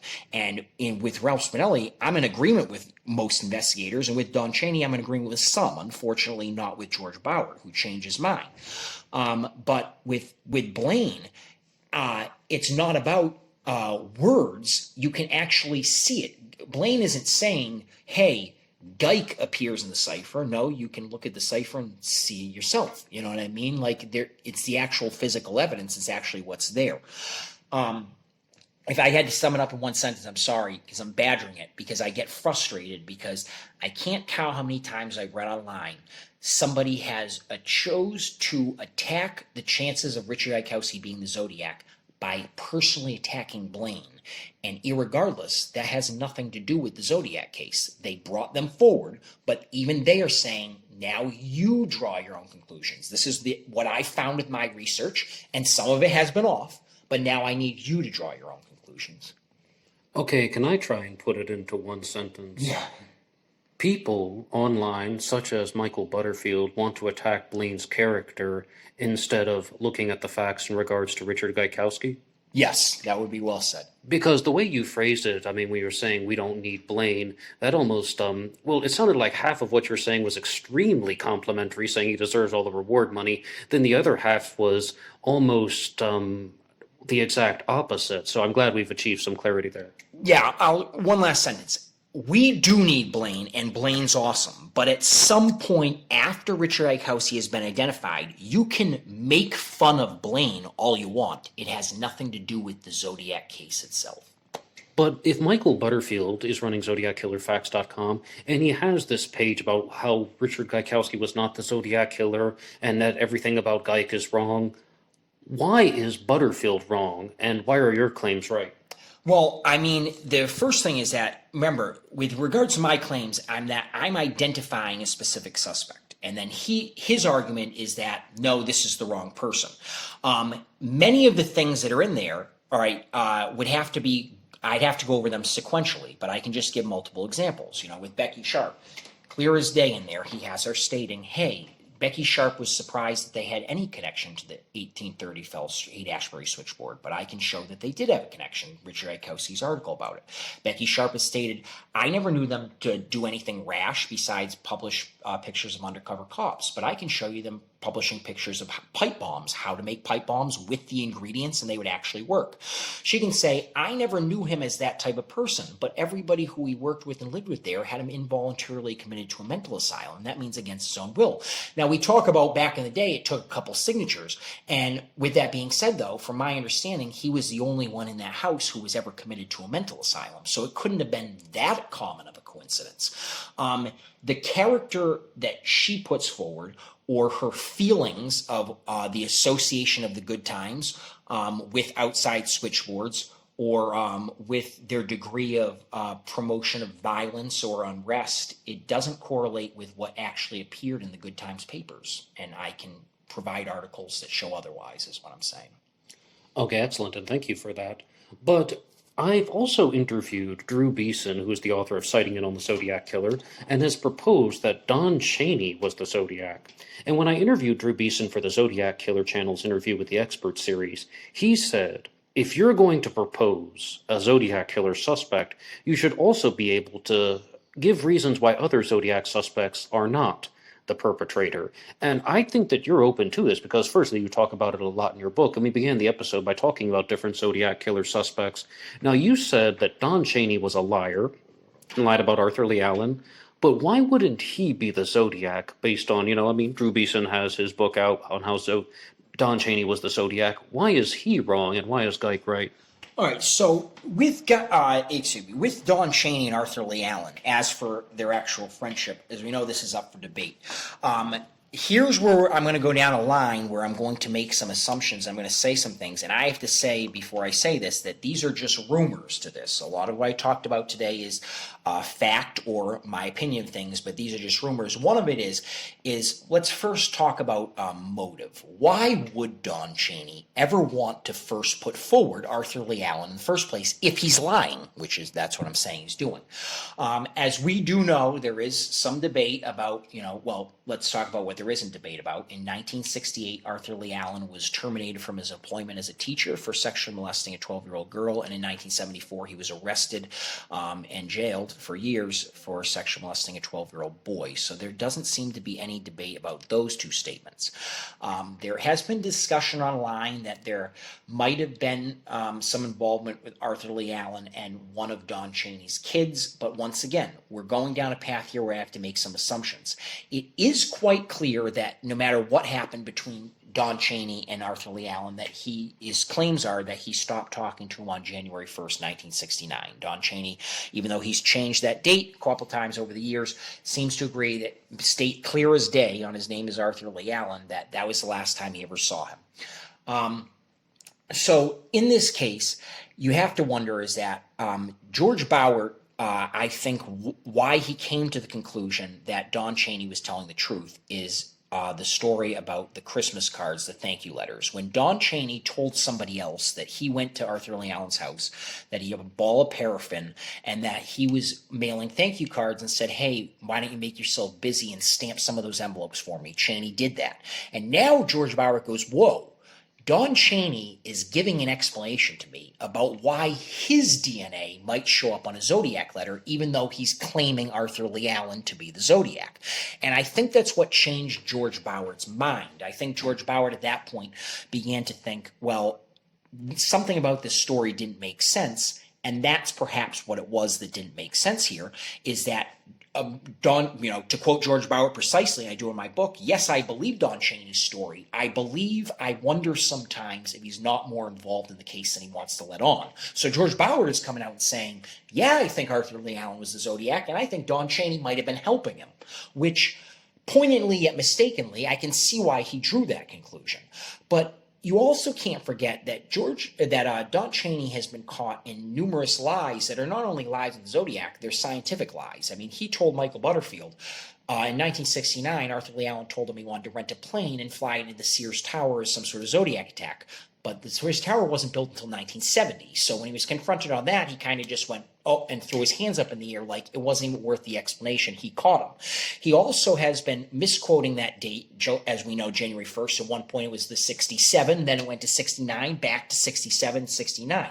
He also is quoted the first time he ever told the story, because when he tells the story of that day, remember that Arthur Lee Allen brought him to Blue Rock Springs first, then Lake Herman Road, which is how they occurred. It occurred in reverse, the actual murders. But that day was 12 days after Lake Herman Road already happened, and then he has Arthur Lee Allen talking to him in a futuristic tense about what he wanted to do to some girl there, and then he switches it to, he kind of was drifting back and forth between past tense and future tense, realizing that the murder would have had to have occurred 12 days before if the story was true. Chaney has been caught so many times with so many different investigators saying, hey, to quote George Bauer precisely, the first time he ever met him, he interviewed him and then said, can you take a polygraph test? So they were going to go up to Tacoma, take the polygraph test, and what happened? Don Chaney showed up, annihilated the polygraph test, and the polygrapher's like, we can't give you a polygraph test because you got alcohol in your system. And you're not just hungover, you've been drinking this morning, so your results are going to be inconclusive. He goes, I won't drink tomorrow. He comes back the next day, they take the test, his results are inconclusive because he had been drinking the whole day. So the fact that he's been caught in so many of these lies, and when he's had a chance to put his words to his name, put money where his mouth is, that polygraph test being an example on back-to-back days, he really hasn't shown up. It is a very interesting story, a very interesting argument. Can I answer this question with a question, though, before I say anything else, is that does the person who think Don Chaney really was the Zodiac, and I apologize if I forget their name, and I know they published a book, did they also feel that Arthur Lee Allen was involved, or that's a ruse to turn it away from Chaney? Oh, you're talking about Drew Beeson and setting in on the Zodiac killer? Yes? Yeah. Okay. There are two variants of the theory. One is that Arthur Lee Allen was unknowingly involved. One variant of the theory is that Arthur Lee Allen was the perfect patsy, and that's actually one of the titles to a section in Drew Beeson's book, that he was an unknowing participant in the sense that Don Chaney knew that if he ever got in hot water, he could blame this guy Arthur Lee Allen for being the Zodiac. He's a sex offender. He is someone who is an unsavory individual, a homosexual even. I mean, Arthur Lee Allen was a bisexual, as you've already stated, which wouldn't have been widely accepted, let alone being someone who harmed children. He was a criminal, and also just does some other shady things, like just sinks himself into debt and doesn't even care about that, although most of that happened later in his life about purchasing wild things, but we don't have to get into that right now. But he could have been the fall guy. And in the other variant of the theory, that Arthur Lee Allen was somewhat of a limited participant, that maybe he was involved with things like mailing the letters, or that Chaney and Allen had conceived the idea together, and then Chaney took it into reality, almost like two guys talking back and forth about a story or something, and then Chaney actually brought the fantasy into reality. The evil fantasy, mind you, not a good one. But, I mean, that's my ultimate answer, like, from talking to Drew Beeson and reading his book. But, I mean, do you have any more comments about Don Chaney as a suspect? Yeah, I mean, if Don Chaney used Arthur Lee Allen as the fall guy, it would make sense for him to use him at a point where Don Chaney was in hot water. But that would mean that Don Chaney put himself in hot water, because he was the one who first came forward in 1970 or whatever it was to authorities saying, you need to look further into this guy. It seems weird that he would use him as the fall guy if he could get out of it, but he's the one who first incriminated him anyways, because as far as I know, nobody in 1970 was going to the cops and saying, oh, you should investigate Don Chaney. With that being said, I want to be clear that with regards to a handwriting profile, that numerous letters of Arthur Lee Allen have been perused as compared to the Zodiac's writing, and they are completely no match across the board. And isn't that also true of Don Chaney as well, where they've compared his handwriting wise? I know there were a couple of similarities here and there, but for the most part, it was also not a match. I also to be fair, don't like the description of Don Chaney generically. I know that in the 60s he had more hair than he had, especially when Tom was talking to him in the late 90s and early 2000s. He's obviously a different person, but to me, if you ask me, he's generically taller, wider, huge-nosed, fatter, and less hair than the general description of the Zodiac. Okay, well, as far as Don Chaney, he did submit a handwriting sample, and I mean, as I understand, there was not a report that was issued saying that it was a negative match. It's just that the authorities did not make an arrest or anything or make any statement at all, and people have interpreted that in multiple ways. But yes, Don Chaney did have longer hair and the ability to grow long hair. In the 1970s, there's a photo of him where he has long hair and a mustache, and he looks like a completely different person from both the 1960s as well as the early 2000s. But are you okay with talking about some other Zodiac suspects? Absolutely.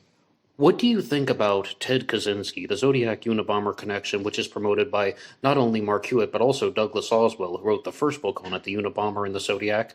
I've never had the opportunity to talk to Douglas Oswell, but I've interviewed Mark Hewitt multiple times, and I've read the books of both of these men. What do you think about Ted Kaczynski? This is gonna involve a lot of questions back and forth because I've done research on a bunch of Zodiac suspects everybody knows, but Ted Kaczynski is towards the bottom of my list. From my understanding, at the time of the crimes, would he be teaching at UC Berkeley at that time, or was that 4 years before? Was Berkeley 65 to 69, or was he done at Berkeley before the Zodiac attacks? I'm not sure the exact dates, but he's definitely been placed in the Bay Area around the time, and his permanent address in 1969 should have been Lombard, Illinois, and the expectation is that he would have been traveling back and forth between the Midwest and San Francisco, and there is a story that he was in Canada with his brother, David, looking at a property that he wanted to buy in British Columbia in 1969. So, yes, he should have been done with, oh, yes, I'm recalling it. He would have finished his semester in 1969 in the kind of what we call the winter spring semester. Yes, and then they would have gone on this trip up to Canada, driven down south to California, and then across through Nebraska into Indiana and Illinois, excuse me, not Indiana. I'm thinking of something else. Yeah, so it seems like he does a lot of the driving that Richard Gaikowski did, back and forth between the Nebraska, South Dakota area to California and stuff, and Richard Gaikowski has some connections to Northern California. Schizophrenics think alike. Yes, they do.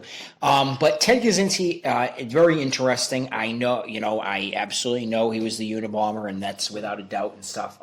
To carry on two different personas would require a lot, as I say. I'll just give a metaphor to it is Larry Kane.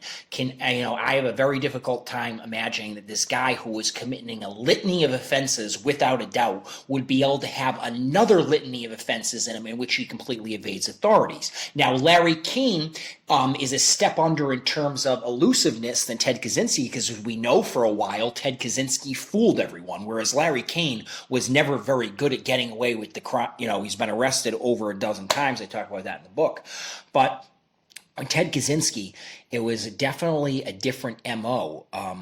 This idea of it being personal, it sounds like it was personal amongst himself, and I don't know enough about the Unabomber to be able to say that they were any specific people targets as opposed to places targets, but I don't want to comment on that wrong in this case. I picture Ted Kaczynski as being a different type of person. He's almost more of a recluse, where I would say that the Zodiac was kind of like borderline psychotic. Obviously, I agree with both of them being schizophrenic there, and I like the idea how they did both do some writing after their crimes and technically during their crimes as well. But I just find it really difficult to believe that that he would be able to elude it so well, given that he had all those litany of other offenses going on, and later on as well. I mean, if it was Ted Kaczynski, that would mean that he would have to have committed all of his murders over 4 different decades, if I'm right, which is possible, but also as 2 different culprits, a minimum of 2 different culprits, one being the Zodiac and one being the Unabomber. It requires a lot, It's not the worst suspect I've ever heard. I'll be honest about that. But I also don't want to play come off as in I'm the Ted Kaczynski expert that Mark Hewitt is, because I'm not. But some points, though, that are quite different between Ted Kaczynski and Douglas Oswell would be their understanding of mathematics as well as similar subjects. And the Zodiac killer wrote very clearly in a letter that one of his solutions concerned radians and inches along the radians. And radians are used frequently in mathematics, and also the Zodiac symbol resembles the unit circle in mathematics, which is composed of radians. And Ted Kaczynski was a PhD in mathematics. This stuff would have been child's play for him. I mean, but where is that type of connection to somebody like Gaikowski? Well, first of all, the Zodiac got it wrong with the radians. We know that he draws his radian circle as a 12-3-6-9 watch. So radians are about 57 degrees, a little bit short of 60, and they go counterclockwise in a circle. So where he draws that there's actually, I believe the solution to the code is technically estimate 4 radians and 5 inches along the radians is what it means. But his radian circle is not accurate because, as I said, it goes clockwise, whereas real radian circle starts at his equivalent of 3 and goes counterclockwise. And secondly, where he puts his 12, which or there is nothing there, but he puts a 369 the same place as they'd be found in a watch. He says you would start at 12, indicating that that would be a 0, but radians would start at the 3 and go counterclockwise, and they'd be less spaced, and they'd be more spaced out. You wouldn't have 3 radians in 90 degrees. You'd have, less than 2. So the actual mathematics part, the Zodiac got wrong in those letters in terms of the radian circle itself. It's displaying the actual radians. So I would expect better from somebody who majored in advanced mathematics like myself, like Ted Kaczynski, who certainly could teach it, that he certainly would not draw a radian circle as displayed as a watch and draw it going clockwise. With that said, I do think that letter is actually indicating where he shot the man with his .38, and I highlight that if you change the place of the period in that letter, it doesn't talk about the bomb being on the freeway, supposedly at Ingleside South Freeway, where supposedly 4 radians leads, but rather 4 radians reads up to Pleasant Hill if you do it incorrectly on his radian circle. And that's something I'll share with Ned too, so everyone can see a display of that. But in terms of mathematically, the Zodiac is actually incorrect in that display, which would be a point towards it not being Kaczynski, who I can't picture getting it wrong. Okay, and that is one of the big strikes that people have against Ted Kaczynski. They say that not only was his understanding of mathematics more advanced than the Zodiac's, he was too smart to be the Zodiac. Now, I won't say who. Somebody told me this off the record, and they didn't want it super publicly, but they thought that Ted Kaczynski was a strong suspect for a while, but they even thought that his IQ would have been too high to have been the Zodiac for all the reasons that you have just said, Jeremy. But I have to move on to a different Zodiac suspect whom you've mentioned very frequently in this discussion, and that is Lawrence Kane, because not only do you say that he was not the Zodiac, you've also accused him of very specific crimes. The attempted abduction of Kathleen Johns in March 22nd of 1970, but then we also have the possible attempted abduction of Donna Lass on September 6th of 1970, and then the murder of Dana Lowell in 1974. What is going on? What are all your thoughts on Larry Kane? Feel free to not only talk about why he's not the Zodiac and why he's the perpetrator of these crimes. Oh, I believe that they both explain themselves. So Kathleen Johns is, and I believe her story, Kathleen Johns didn't lie. She made a mistake. So Kathleen Johns was lured from her vehicle by someone pulling up alongside her, as we know, outside Modesto on 132, whatever highway she was on, doesn't matter, outside Modesto, 90 miles west of San Francisco, east of San Francisco, still in California, about 5 months after the Paul Stein murder. Some gentleman in a car, a lone gentleman, pulled up beside her car and gave her an indication to pull over to the side of the road. And when she did, using his headlights, when she pulled over, he walked up to her window and said, "Hey, you have a loose lug nut back there. If you give me, some time, I'll tighten it for you." And he went back there and fiddled around. And 1 minute later, he went back up and tapped on her window and said, "You're all set." And she went and pulled back onto the highway, and her wheel disbanded. The hubcap came off, all the lug nuts came off, and boom. Now her car's disabled, and that's how he got her from her vehicle into his. And she was carrying her 11-month-old daughter, and she was 7 months pregnant with her son. And the person who did this, her claim is that for some time between 1.5 and 3 hours, he drove her throughout the outskirts of all the neighboring towns of Modesto, Lyote or Tracy, all the area outside of, be south of Sacramento, for an extended period of time. And she was disillusioned, as you can imagine. If this story is true, which I believe are 100%, this guy has kidnapped her and her child and her unborn child and is driving around saying, I'm going to kill you. Before I do that, I'm going to throw the baby out the window. I'm sure she doesn't remember every detail of the ride. Nobody would. And then what happened is when the opportunity presented itself, she jumped from the vehicle and near a freeway off-ramp, which she says her abductor mistook for an on-ramp. And a truck, an 18-wheeler, basically saved her because the man pulled over and demanded to know what was going on. And at that point, the person who abducted her was using his headlights to flood the vineyard that she had run into when she tucked and rolled to get out of his car.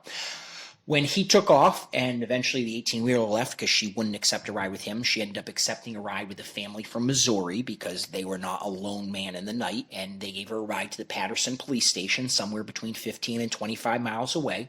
And she went to the Patterson police station and began to tell her this story. And in the middle of this story, she had looked up, and on the wall there was a composite drawing of the Zodiac, one of the two that we famously all know and we see all the time now. And from the Paul Stein murder, which had happened, as you know, just 5 months before that. And she lifted her finger and pointed and said, that's him, that's the guy. And she said, it fit the general description. Well, Larry Kane fits the general description of the Zodiac epically. And Larry Kane, to me, looks like the composite drawing of the Zodiac, especially the amended drawing that was done for Don Folk. I love how much of a match it is, to look at that. I think that was a mistake on Kathleen John's part, but an event happened there. Something happened. Kathleen Johns did not identify Kane as her abductor until the early 90s. We know that. It wasn't until Harvey Hines showed her a set of 18 photographs, 3 rows of 6, in which she put her finger on Kane and said, that's him, but I thought he was younger.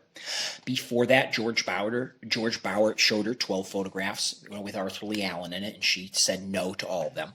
But remember that in 1970, after this happens, the San Francisco Examiner prints a headline and says, woman abducted and taken for wild ride by man she claims to be Zodiac serial killer.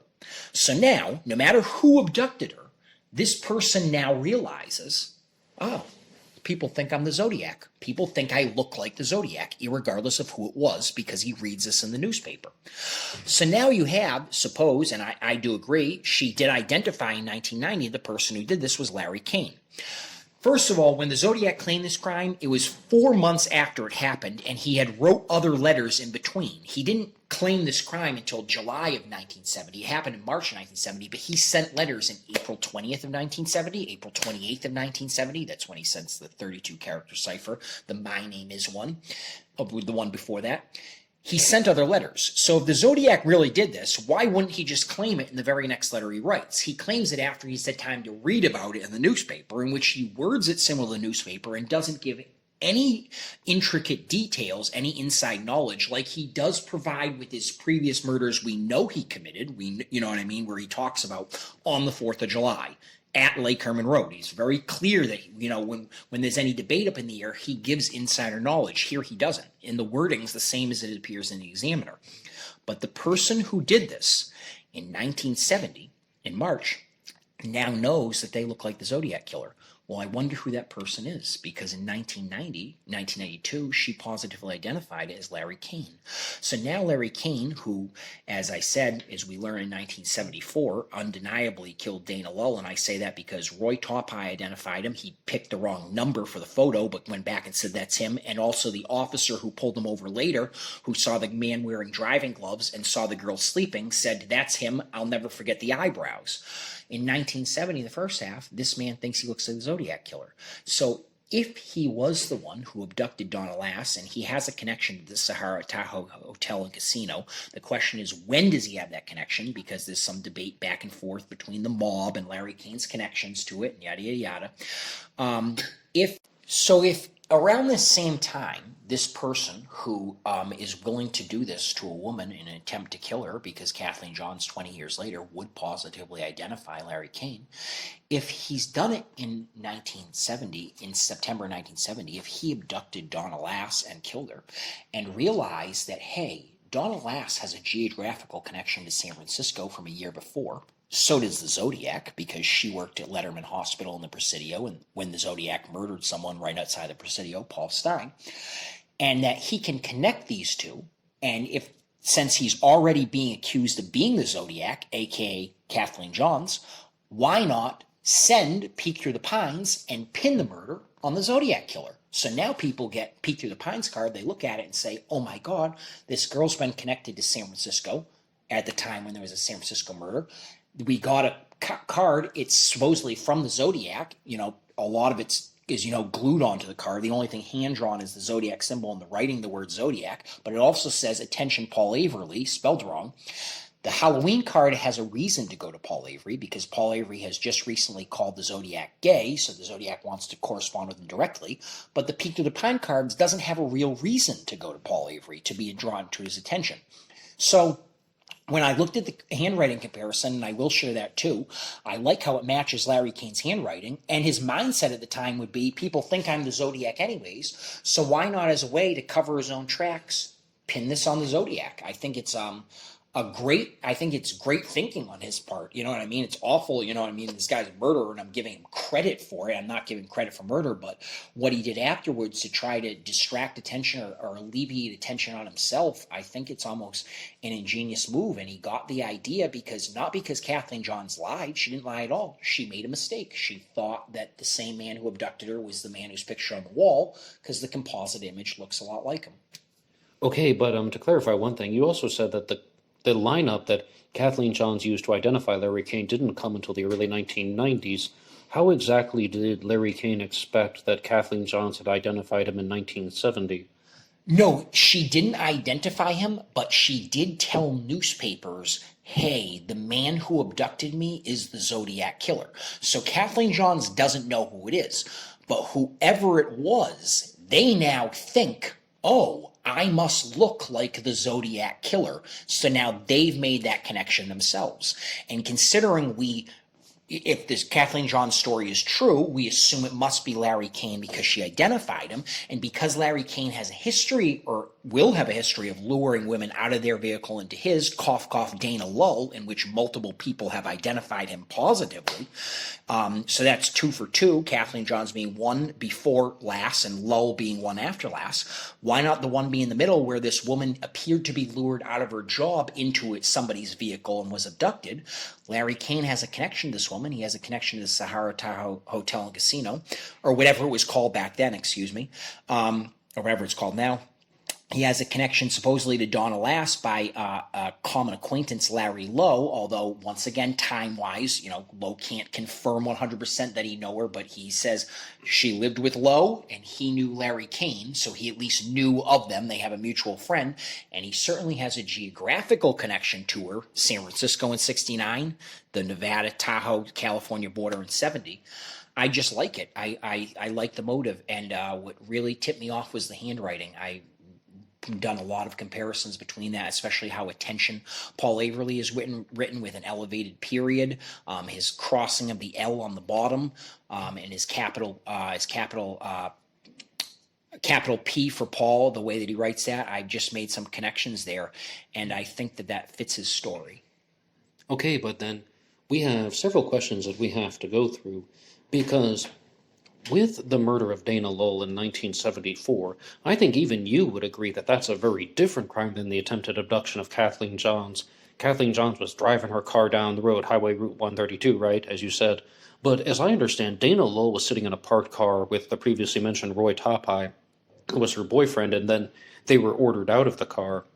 And then the perpetrator concentrated on Dana Lull, so Roy Topai was able to run away and hide in like a little ravine-like area.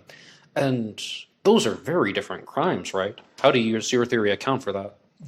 They are very different crimes. So can I compare it to LHR? If Larry Kane was the Zodiac, don't you think he would have taken out Roy Topai just like he did David Faraday, and then gone after Lull the way he did Betty Lou, but in this case there might have been rape involved, as we know. I don't know. But what the Zodiac did is he, in his first crime that we know, his first canonical crime, he eliminated the male, so that way it would just be him and the female, and then he killed her. In 1974, Roy Topeye is able to escape and even tells the story about this guy trying to find him and call out his name and stuff, whoever it was. Lloyd Topeye would later finger Larry Kane or say he meant to finger Larry Kane. It's a totally different scenario. I do agree that these are different crimes. Never mind the fact that Kathleen Johns survived and was driven around aimlessly, whereas it's quite clear from the cop who we assume pulled over Larry Kane that unfortunately, Dana Lull might have been dead at that moment because the cop says, I did not see the passenger move 1 inch. I thought that they were sleeping. So apparently, if she had a chance to live, she probably would have told the cop there. So they are different crimes, and I agree with that. But it could also be the evolution of a killer. It does show that Larry Kane has the intrinsic need to lure women into his vehicle. One might have come from her vehicle while it was moving. One might have come from her job, Donna Lass. One might have come from her boyfriend's vehicle while it was parked. The Zodiac didn't really lure anyone into his vehicle. He lured them out of it in one case scenario. Okay, yes, and to be clear, I'm glad you responded about the Kathleen Johns, because you stated in your theory already that you don't think Larry King committed the Lake Herman Road murders, right? The question was just about how do you account for the differences between Kathleen Johns and Dana Lull, and you answered that very clearly. But now, the biggest issue and the biggest challenge with Donna Lass in September of 1970 is, you've said it yourself, when did Larry Kane actually start working at the Sahara Tahoe when Donna Lass was working there? I've corresponded a lot with Travis Miller, who runs the Lawrence Kane WordPress, lawrencekane.wordpress.com, excuse me for jumbling that. And he says that Lawrence Kane listed the Sahara Tahoe as his place of employment in 1976. Have you seen anything earlier than that Lawrence Kane was working there? No, I have not. This is what I have seen, but my sources on this would just go by word of mouth or believing in others, because, all right, let's state what is written out. In Harvey Hines' report on Larry Kane, it's very clear that he says, and once again, this could be true, it's not true, but it is written in there, that Donna Lass's co-workers identified Larry Kane as knowing Donna Lass, and he is talking about while she was employed there. That does not mean that it's true. That does not mean that it's happened. I know about some discrepancies with Harvey Hine, but it is in his report.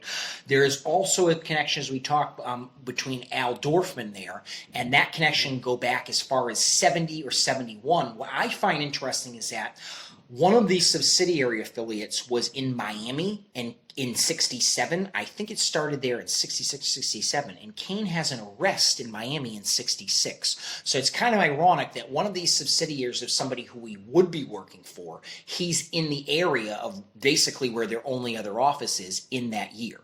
But if you're asking me to give proof that Larry Kane 100% had a connection with the Sahara Tahoe by September of 1970, no, I cannot show documentation of that. I can't. I'm just being honest about it.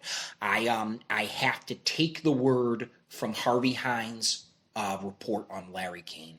And there is a two-part question that I would like to ask you about that. And firstly, you mentioned Al Dorfman.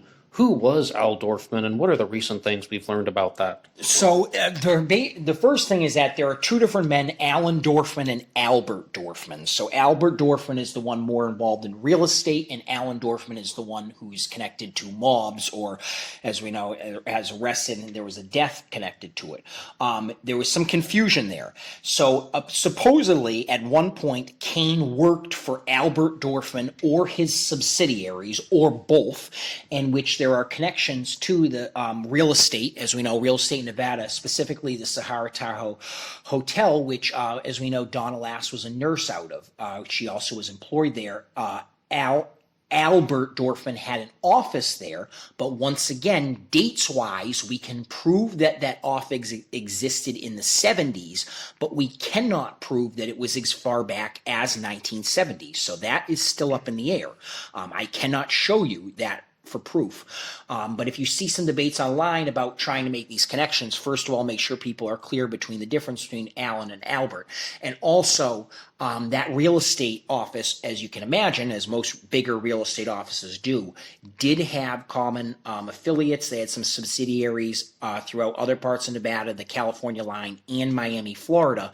And Larry Kane, through his arrest record, you can see has some arrests there both before and after.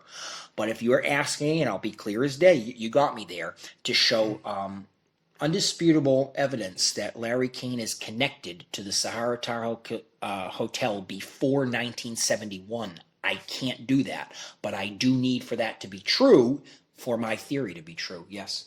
Well, okay, let's continue with that, because I'm totally fine if you want to speculate and hypothesize. How do you think the murder of Donna Lass took place? Okay, so there's one of two explanations.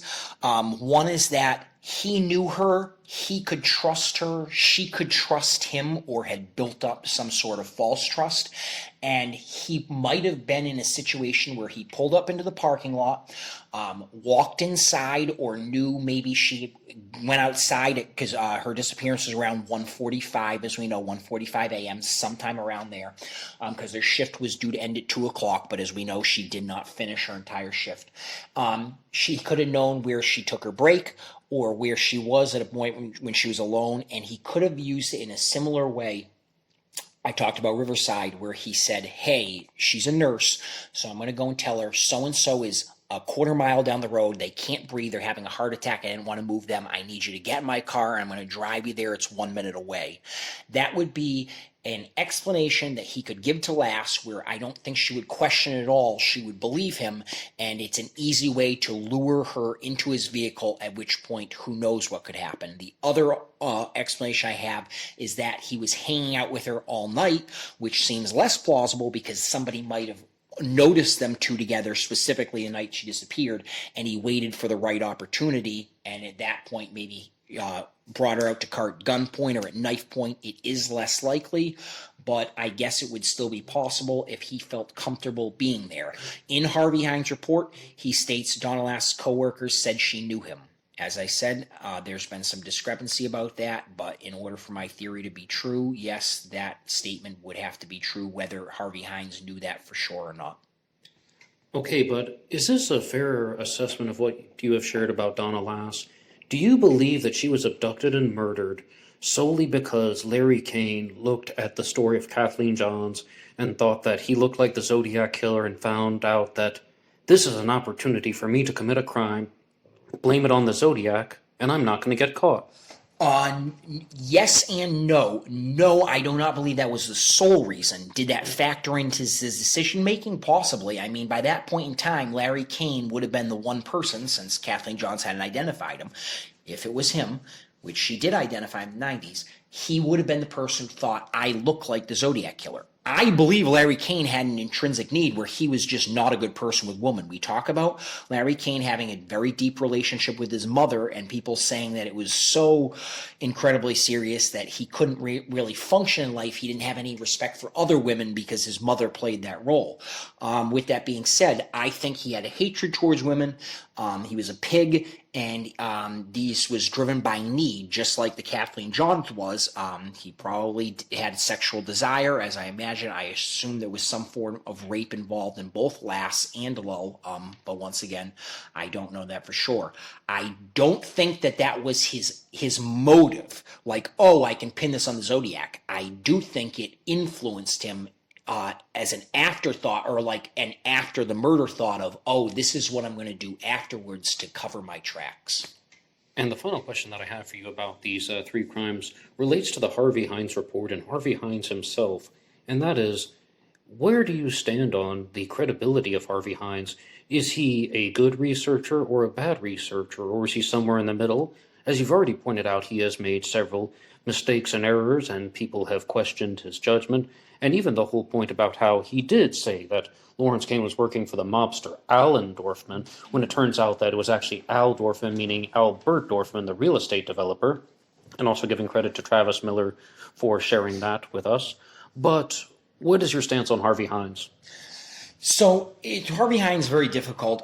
We know some stories going back from just past. If you go online, you don't have to look too deep to hear statements about that he wasn't exactly the best cop. And rather than saying that I know that for sure, I don't. Yes, if you want to hear stories about Harvey Hines, one of his fellow patrol officers, I think, might have died in his car, and then he used his son as possible alibi years later. And rather than trying to come off as I know the exact story word for word or all the details, I don't want to say that. I know that Harvey Hines' credibility has been brought into question, and in his report there are some mistakes that even I bring out, and I'm like, well, this statement contradicts this statement. There's one on page 2 and one on page 7. I can highlight them, but for the most part, I do think it was important that he brought Lawrence Kane to the forefront, because then you are capable of doing further research on your own now that you have a suspect. So it was very important that he was one of the first people to go, you need to look into Larry Kane, because we do need to look into Larry Kane. I have no doubt Larry Kane was a murderer, Dana Lull, and I am 99.9% certain he was a serial murderer, Donna Lass. And there might have been some other ones. As we know, he had a horrendous criminal record that goes pages and pages. In terms of Harvey Hines' credibility, it was a great suspect. I don't like how he's on TV saying things like, "Oh, my suspect is the Zodiac." I believe that Harvey Hines saw the geographical connection. I mean, this is an incredible story. This is my theory, and look at how crazy my theory can sound when you say it out loud like this. The Zodiac claimed to have killed Kathleen Johns. To have abducted Kathleen Johns. And I'm saying it's Larry Kane. The Zodiac claimed to have, or implied to have, killed Donna Lass if Peek Through the Pines is authentic. And Larry Kane killed Donna Lass, but Larry Kane isn't the Zodiac. Don't I sound a little crazy when I say it out loud there? Of course, but that's what my reasoning involves. It actually involves that Larry Kane was responsible for Kathleen Johns, as she identified 20 years later, and that Larry Kane was responsible for Donna Lass because Peek Through the Pines, above everything else, many reasons, is his handwriting. I can imagine that Harvey Hines not knowing these things and just being like, wow, look at the connection to Kathleen Johns, look at the connection to Donna Lass, look at the connection to San Francisco at the time of Paul Stein, and probably said 1 and 1 and 1 and 1 and 1 and 1 and 1 equals Z, and this guy was the Zodiac. He got a little bit ahead of himself there, and I bet you if he had done a little bit more research, he could have found more exonerating factors for the earlier on ones, like Lake Herman Road and Blue Arc Springs, but there's no doubt about it. He's a great Zodiac suspect. He fits the physical profile. He was involved towards the end, and I can see how his name comes up, and it is relevant to the case very much. And my theory involves that, as I said, Larry Kane was a serial killer. But I don't like him for the Zodiac case amongst everything else. My number one explanation behind him is this guy got caught in almost everything he did. Even in Dana Lull, he got caught. They just let him go, as you know that. In Kathleen Johns, it was ID'd. He got caught in quotes, but it was 20 years later when she ID'd him. In Donna Lass, the connection has been made there, and even with identifying his handwriting. I cannot picture him being elusive. I know that Larry Kane, before he suffered the brain damage in '62, was known as a smart young man. But after that brain damage in '62, I think it did enough damage, that car accident to him, where I just can't picture him having the dexterity and the mental capacity to pull off what the Zodiac did. But to be very fair, you did say, though, that Larry Kane wrote the Peek Through the Pines card, right? Is there any other Zodiac connection to Donna Lass in the writings? Because you said the Zodiac, you talked about a Zodiac connection to Donna Lass, but saying that Larry Kane wrote the card. Any other connection? In the writings, nothing that comes to mind. Remember, geographically, we know Donna Lass was employed at Letterman Hospital, which was inside the Presidio, on October 11th, 1969. There's not any dispute about that, and she was known to work night shifts, and that's when Paul Stein died. So in terms of a geographical connection, yes. In the letters, Peek Through the Pines, I look at Peek Through the Pines and I say it has a forgery written all over it because, number one, the only things handwritten on it are the symbol and the word Zodiac above it. Now, when does the Zodiac ever have to write Zodiac when he puts the symbol? He writes, "This is the Zodiac speaking," and puts the symbol on the bottom, but he never just writes Zodiac and the symbol, which they appear next to each other on that. Nothing else is handwritten except for Attention Paul Averly, spelled spelled wrong, kind of like his last communication before that the author would have known about. And the Peak to the Pines card really has no purpose of going it to directly to Paul Avery, because even though it's cut from the mailer that appeared in the Chronicle, there's nothing personal that calls out Paul Avery, unlike the Halloween card where Paul Avery would have been calling out the Zodiac before that, for what Paul Avery determined was the Zodiac being a homosexual. I just think that there are too many connections there that Larry King has that might fit, that I can't prove, that until somebody says otherwise, I do like him for John's Lassenwald. Okay, yes, thank you so much for that. And if we can move on to some other possible Zodiac crimes, Richard Gaikowski, your suspect, is going to be very, very much connected to the possible Zodiac killer activities in the 1980s. I mean, most famously, we have the Sacramento freeway murders, which saw the deaths of Koyan Se-Chow and Choi Fao Se-Lee in 1986. But also, there's the 1984 attempted, well, I shouldn't say attempted, there's the 1984 abduction of Kevin Collins, 1986 murders we just talked about, the 1986 murder of Leonard Carl Smith, and the 1987 murder of Alexander Harris. So I know you have some thoughts on the 1986 murder of Leonard Carl Smith, and you've also shared some things with me offline about the freeway murders and the 86-87 letters. Firstly, do you believe that the Zodiac killer was genuinely operating in the 1980s and not only writing letters but committing crimes? I do not believe he was writing letters. I do believe that he was absolutely still committing crimes. The 86 and 87 letters, with open dispute now, being that they were written by a woman who is a famous zodiologist, I am in agreement with. I have studied those letters handwriting-wise, and I do not feel they are matches to the Zodiac's handwriting.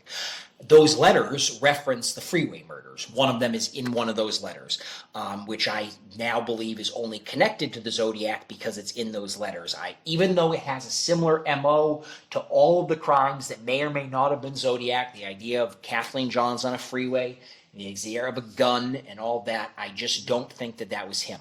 I do not want to leave Leonard Carl Smith because I believe Blaine 100%. I believe that has Richard Gaikowski written all over it. The perfect way to scare Blaine into silence would be, hey, if this is going to show you that you figured it out and that if you speak up, you're going to be in trouble, this is it. I've done it before and I'll do it again. And the story just fits so well that this would be a great way to scare Blaine into silence, because it would assure Blaine that their thinking was right, but that this is what's going to happen to you if you keep sharing it. Remember, Blaine is very adamant that if what I'm telling you is true, my claim is also that Richard Gaikowski killed Leonard Carl Smith to get me to shut up about this. Whether that's true or not, I don't know, or I can't prove 100%, but that is Blaine's claim. You know what I mean? That's what Blaine is trying to say. And with Leonard Carl Smith, there's so many things that fit. The idea that they got in through the back, that he was shot through the back of the seat. It shows an ability of how to kill a cab driver if you're out there killing cab drivers. It's awful to say, to word something the correct way to kill someone, but different than how Paul Stine died if he died from a front seat driver. And there are some letters, as we know. I do think the 78 letter that's addressed to Channel 9 News, I have it in front of me, the one that begins Dear Channel 9, I do believe that was the Zodiac, and that's Richard Gaikowski. I do not believe 86 and 87 were the Zodiac. And if you're going to ask me about the 1990 Eureka card, I would go as far as to say I absolutely love the handwriting on that red envelope as a match to Zodiac. I do, but I have studied that card profusely, over and over, meticulously, every last inch, and I cannot, other than someone having a connection to the area of Eureka, which multiple Zodiac suspects do, as we all know, because William McDuff Andrew also has a connection there. Gaikowski and him aren't even the only two. Many suspects do. I cannot find any reason why he would send that or what the clue is. With those photocopied keys inside or the picture on the card, whatever it's designed to be, with the snowman wearing some sort of mask or disguise on the face. I like the handwriting on that red envelope, but I don't see why, and that's one of those communications I'm up in the air about. I'm not sure about. If you ask me about the 1973 Albany letter, that's a debated that has debated authenticity. I say yes. I think that was Gaikowski. I think that was the Zodiac. 86 and 87, nope. I say they're 100% not. And 90, I'm not sure about. When it comes to the Eureka card, I don't know for sure. Okay, so several points in there. Firstly, with Leonard Carl Smith, as I understand, he was a taxi driver and he led a relatively quiet life. People rarely remember anyone coming to his apartment, and he just didn't have many friends. But is it true that he was murdered on July 31st of 1986, and that the theory is that was meant to commemorate the mailing of the first Zodiac correspondences? That is, that is when he died, and apparently when he died, he drove himself to the hospital, opened up the door, went inside, and then said he's been shot. Looked as if he was appearing to start to say something else, but then fell down and died. I believe he became unconscious at that point. Still kind of badass, though. Yeah, that is, and I do believe that he knew his killer. But yes, it is then, and this is around the time. Remember, if what Blaine is saying is true, and I believe them, but once again, we're going to say if here.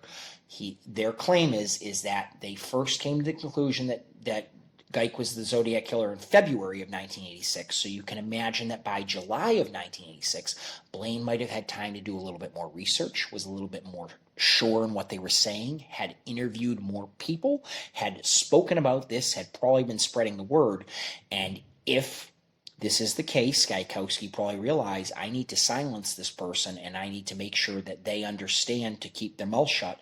And to me, this would have been the perfect way to keep their mouth shut, is a way of saying, if you think it's me, and I did it before, this will answer your question about whether I'll do it again, as in kill a cab driver, and this will answer your question of what's going to happen to you if you keep talking. So I do believe Blaine, and once again, if you're asking me to provide scientific proof, I have no DNA of anybody's DNA, so I can't. But I do believe it. It does fit the story, and also there is no dispute that around that time in 1986, it's universally agreed that Blaine and Gaikowski were hanging out. They hung out a lot. They hung out near where Bush Street meets Jones Street, which is right near the area where Leonard Carl Smith was murdered. Blaine's van was only hundreds of yards away. It was not far away at all, within sound of the murder itself. And there is a recording online in which Blaine tells Gaikowski, a cab driver got killed over there, and Gaikowski goes, and Blaine goes, did you hear about it? And Gaikowski goes, I heard about it, but I didn't read the papers or anything. And that's recorded, and you can listen to that online. Now, I know you won't know the answer to this question, but feel free to take a guess.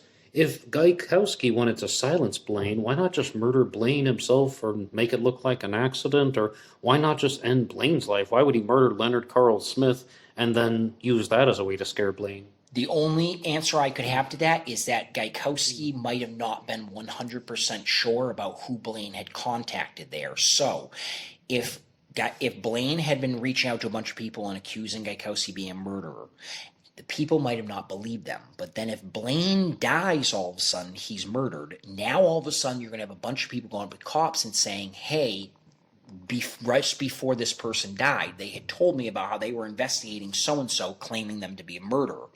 Whereas if Gaikowski is able to kill somebody who Blaine knows that it's going to be Gaikowski who killed him, a.k.a. he shoots the cab driver close to where Blaine lives, and they've talked about Leonard Carl Smith, then it's a situation where Gaikowski can deny it, and Blaine can see, all right, this is what's going to happen, can be given the threat without being personally attacked there. It would be very daring, considering Gaikowski knew that Blaine was going around talking to others at that point, supposedly pointing the finger at Gaikowski, if he then killed Blaine, because then you'd have multiple people who might be saying to officers, hey, 2 weeks before Blaine died, they came up to me and were asking me, what do I think about Richard Gaikowski being a murderer, and then get the connection to Leonard Carl Smith. So that I think that's one explanation. Okay, thank you so much for that. And in that discussion, we went through some things about the murders and some things about the letters. Now, you talked about how there are also unconfirmed Zodiac communications in the 1970s. Most people accept that the Zodiac killer's exorcist letter is authentic in 1974. Any comments on that? Yeah, there are some people who think that the Exorcist letter was the last letter he ever sent, and there's before that, as we know, in August of 1973, we have the Albany letter, which is sent to the Albany Medical Center, which is near the Albany Times Union. Or excuse me, it's sent to the Albany Times Union, but it implies that he's going to kill his next victim at 5 o'clock at the Albany Medical Center with the code. I do like that letter as being from Richard Gaikowski. But there are other letters that come later in 74 and come in 78. As we know, the Badlands letter, where he talks about, which ends with a citizen, comes in 74. We also have the SLA letter where he goes, did you know that the Norse word for to kill is sla, or something like that? That's in 74. And you also have the letter in which he implies that they should cancel the Count Marco column, the Spinelli one. That comes in 74, and his letter in 1978 to Channel 9. I do like the authenticity of most of those. I like the Badlands because it is a reference to Gaikowski. I like the Exorcist coming at the perfect time in which Gaikowski was operating that storefront theater, as we know, on 14th Street in San Francisco at the time, in January 1974. The first time the Zodiac wrote at that point in almost 3 years, I think March 71, which, as I said, the August 73 Albany letter being debated authenticity. I do think the Exorcist letter has Gaikowski written all over it. I love how it says, I saw and think, almost as if he's saying, I'm a film critic, because the exact words are, I saw and think that The Exorcist is the best satirical comedy that I've ever seen. So the words saw and think are redundant, considering he's going to say seen at the end. But I think that implies that he's a film critic, which he was at the time because he owned the storefront theater. And I also like how he signs me 37 on the bottom when he was 37 years old, as a joke to the SFPD about when those two undercover guys arrested him when he was 35 for not having his draft card.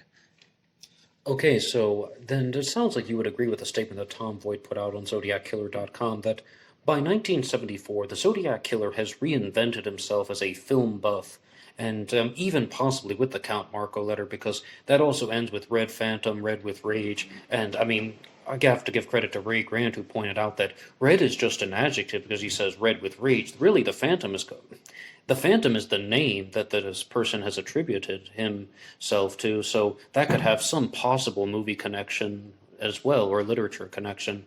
But in regards to these letters, the Count Marco letter, or the Badlands card, or the Exorcist letter, they don't say this is the Zodiac speaking, do they?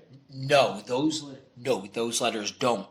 The Exorcist doesn't begin with that, and it doesn't end with that, because if that letter was sent 3 years ago, it would start with "This is the Zodiac speaking." Instead, the first line is "I saw and think," and it would have been signed with Zodiac crosshairs, but it's signed with me. But I do like that as a way for him to give another subtle clue, is that I think the "me" there means his age, not his victim count.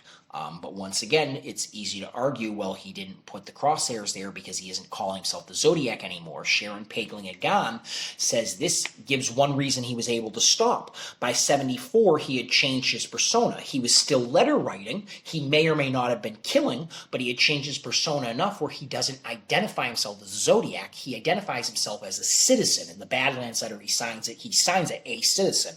And she says that could have been an easy way for him to slide back into society. He almost feels proud of his accomplishments, like he's done enough, and he's getting ready to move on.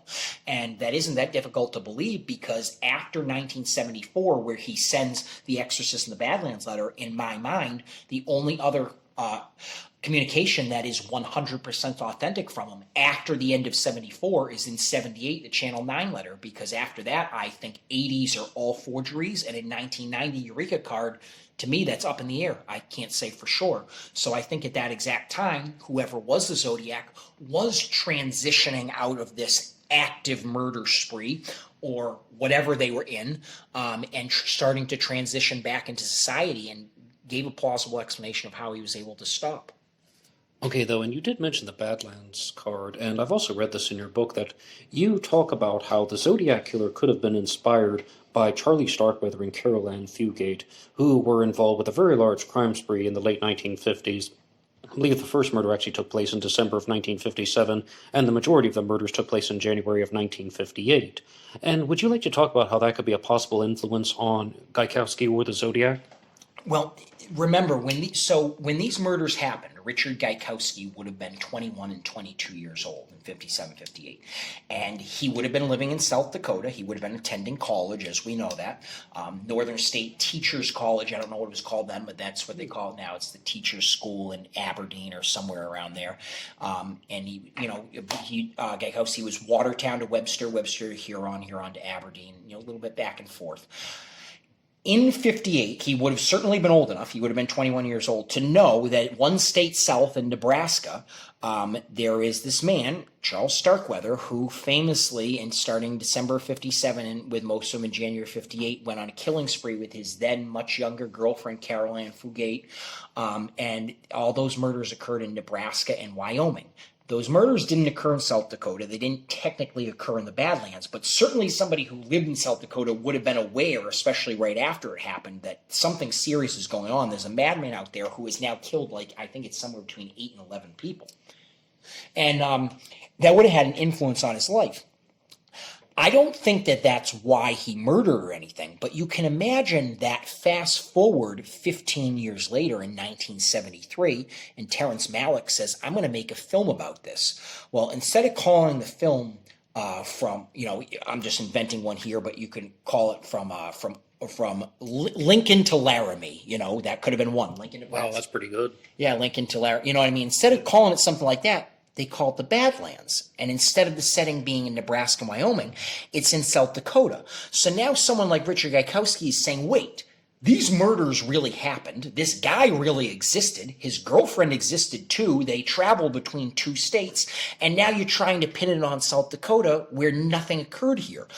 I would take personal offense to that too if I was a career resident of South Dakota, or I should say I lived the first almost 30 years of my life, 27 years of my life, born and raised in South Dakota, and now it's being attributed to this series of crimes, it's becoming synonymous with them, that never occurred there in the first place. I can imagine taking offense to it. And then when you find out that this film, it says online that it built up its popularity lately. Well, regardless of popularity, it certainly got its ad space in the Chronicle and the Examiner, as we know. And then he said, why are you giving it this ad space? It glorifies violence. But I think his hidden meaning there was, I don't like this film because in his mind.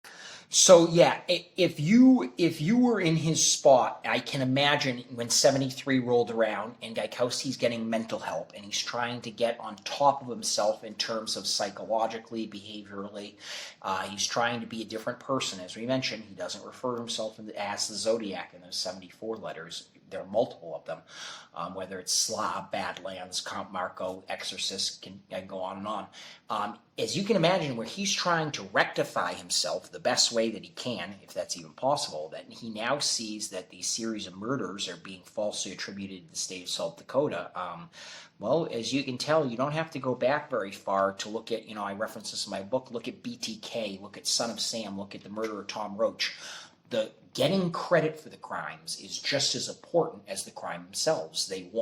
That's why they wrote letters. It's the same thing for the Zodiac. So you can imagine that when this guy really committed these murders and they really happened in Nebraska, and then trying to say, oh no, the shitty state you should blame is South Dakota, somebody from South Dakota is going to take offense to that. And that's why he wrote the Badlands letter, in my opinion.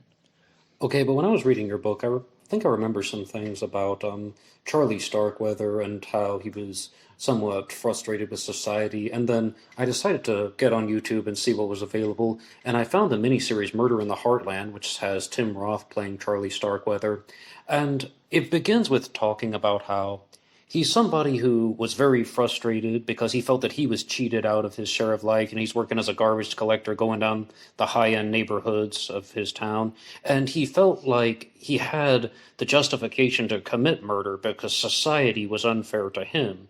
And when I was reading your book, were you trying to make some type of connection on that specific thought process influencing the Zodiac? I wouldn't say that would be an intentional connection. I can see definitely why someone might think that. I think that it might have opened up his eyes to violence. Remember, Bob Loomis says that when Gaikowski got back from all of what was happening down there in Berkeley, that he was giddy with violence. That's how Bob Loomis quoted it. And then he may or may not have retracted that exact statement, but Bob Loomis has retracted many a statement. I don't think that Charles Starkweather was Gaikowski's motivation to be the Zodiac killer. Did it play some influence on him that this guy took out his rage in society by murdering? Maybe it did, maybe it didn't. It certainly had some influence on the Badlands movie and on his decision to write about it afterwards. Okay, yes, and though, I mean, we have listed numerous influences on the Zodiac, such as you said, Charlie Chan at Treasure Island, as well as perhaps, I mean, one that we haven't talked about too much, the Mikado, but of course, books, literature, you brought up with the Red Mask character from the Tim Holt comics, that is almost certainly connected to the Zodiac in some way, Lady Doom also on there. It's the whole package. It was an influence on the Zodiac killer. But there's a final question that I would like to ask about, and that is Gaikowski's mental state. Now, as you had just said, Gaikowski was committed to a mental institution, or he went to a mental institution. I mean, was he involuntarily or voluntarily put there? So he was involuntarily put there, but the wording in my book, and I will admit it is confusing.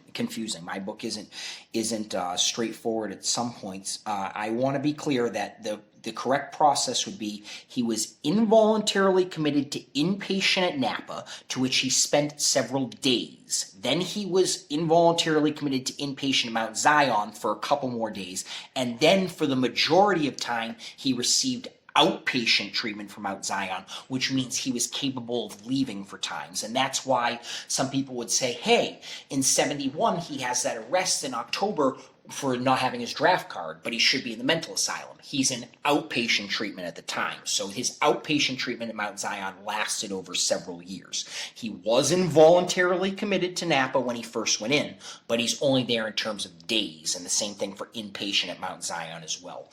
So I guess if there is one quote in my book where I need to redact it because it isn't correct wording, is where I say, how could he have sent those letters? He was in a mental asylum. He was receiving treatment in a mental asylum, but for a lot of that time he was an outpatient. And I should be clear on that in my book. I want my book to be as accurate as possible. I don't care about being right myself. I want to backtrack, though, about his mental state. Remember, Bob Loomis says when he visited Gaikowski, wherever it was he visited him, because he's changed that location a couple times, he said Gaikowski blamed him by quoting, and he may or may not have quoted 65 exactly, but he quotes the mid-60s. In the mid-60s, you introduced me to weed, which changed my mindset. That is what Gaikowski said to Bob Loomis. He may or may not have specifically said 1965, which I think is the year anyways, but he does say mid-60s. You couple this with the fact that if that's when Gaikowski started doing weed, that by the time he joined the counterculture movement in 69, he was also known to supplement this with LSD, as was a common drug in counterculture. Those would not bode well for somebody who had a schizophrenic diagnosis. And whether he had the schizophrenic diagnosis at the time, we don't know of, but he certainly had the schizophrenic diagnosis in 71 when Napa said, yes, you have schizophrenia. I can't imagine what hard drugs would do in that situation. If Richard Gaikowski were to look me in the eye and say the reason that he murdered somebody, and this is all ifs, if I'm right, if he murdered Thomas Snow, and if that was his first murder ever, as I am claiming it is, my own opinion, I do not think it was because, quote-unquote, he was high on weed. No, that doesn't make sense.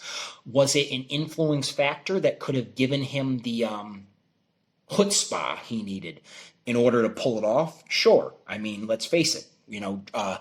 What do they say? Drunk words are sober thoughts. You know what I mean? It applies to all different drugs. If he had been planning this and if he had been willing to mentally prepare himself to commit a murder to keep Darlene, then, we could have been what, helped him, drive him mentally to do that. But in terms of the mental state, I think it goes back a lot further. And jealousy plays a huge role because Richard Gaikowski, the man who I am presenting to the masses, and Tom Voight would agree, was an extremely jealous person. And that was a motivating factor in what he did, if he was the Zodiac, what he did to Darlene, what he did to Paul Stein, what he did to every last one of them. I mean, he was willing to kill random people just so he could get retribution for somebody who he may have been jealous of for obtaining a job that he wanted. Now, were you saying that it was possible... this has been discussed in health discussions about how if someone has schizophrenia, smoking marijuana can awaken the dormant schizophrenia, meaning that they were schizophrenic, it's just the symptoms and the signs of schizophrenia don't show until they've smoked marijuana? Yeah, that's like a good a question for like a mental health professional, and I can understand that. I don't know the scientific answer to that. I think the scientific answer is yes. Drugs can bring out whatever's dormant in you, and I am a pot smoker, so I need to say that. But I certainly wouldn't go up to somebody who has a schizophrenia diagnosis and say, "Hey, start smoking pot." That obviously there, but it was not. I would never, if he was alive today, let him blame his murders on weed, on marijuana. If he ever said, "Oh, if it wasn't for marijuana, I wouldn't be a murderer, I wouldn't murder the first time," I'd call BS right there. I'd say BS. It might have helped you reach the point or carry it through, but that was not your motivating factor, nor was it the ultimate decision maker. Okay, then. This is one of my genuine concerns and criticisms of Richard Gaikowski as a Zodiac killer suspect, and it relates to what we've been discussing.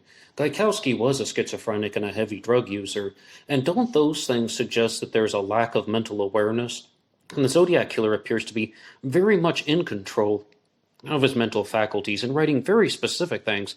As you've said, yes, there are spelling errors, but mostly the Zodiac knows what he's saying, and even if you look at a possible schizophrenic like David Berkowitz, his letters are just absolutely filled with disconnected ideas and ramblings.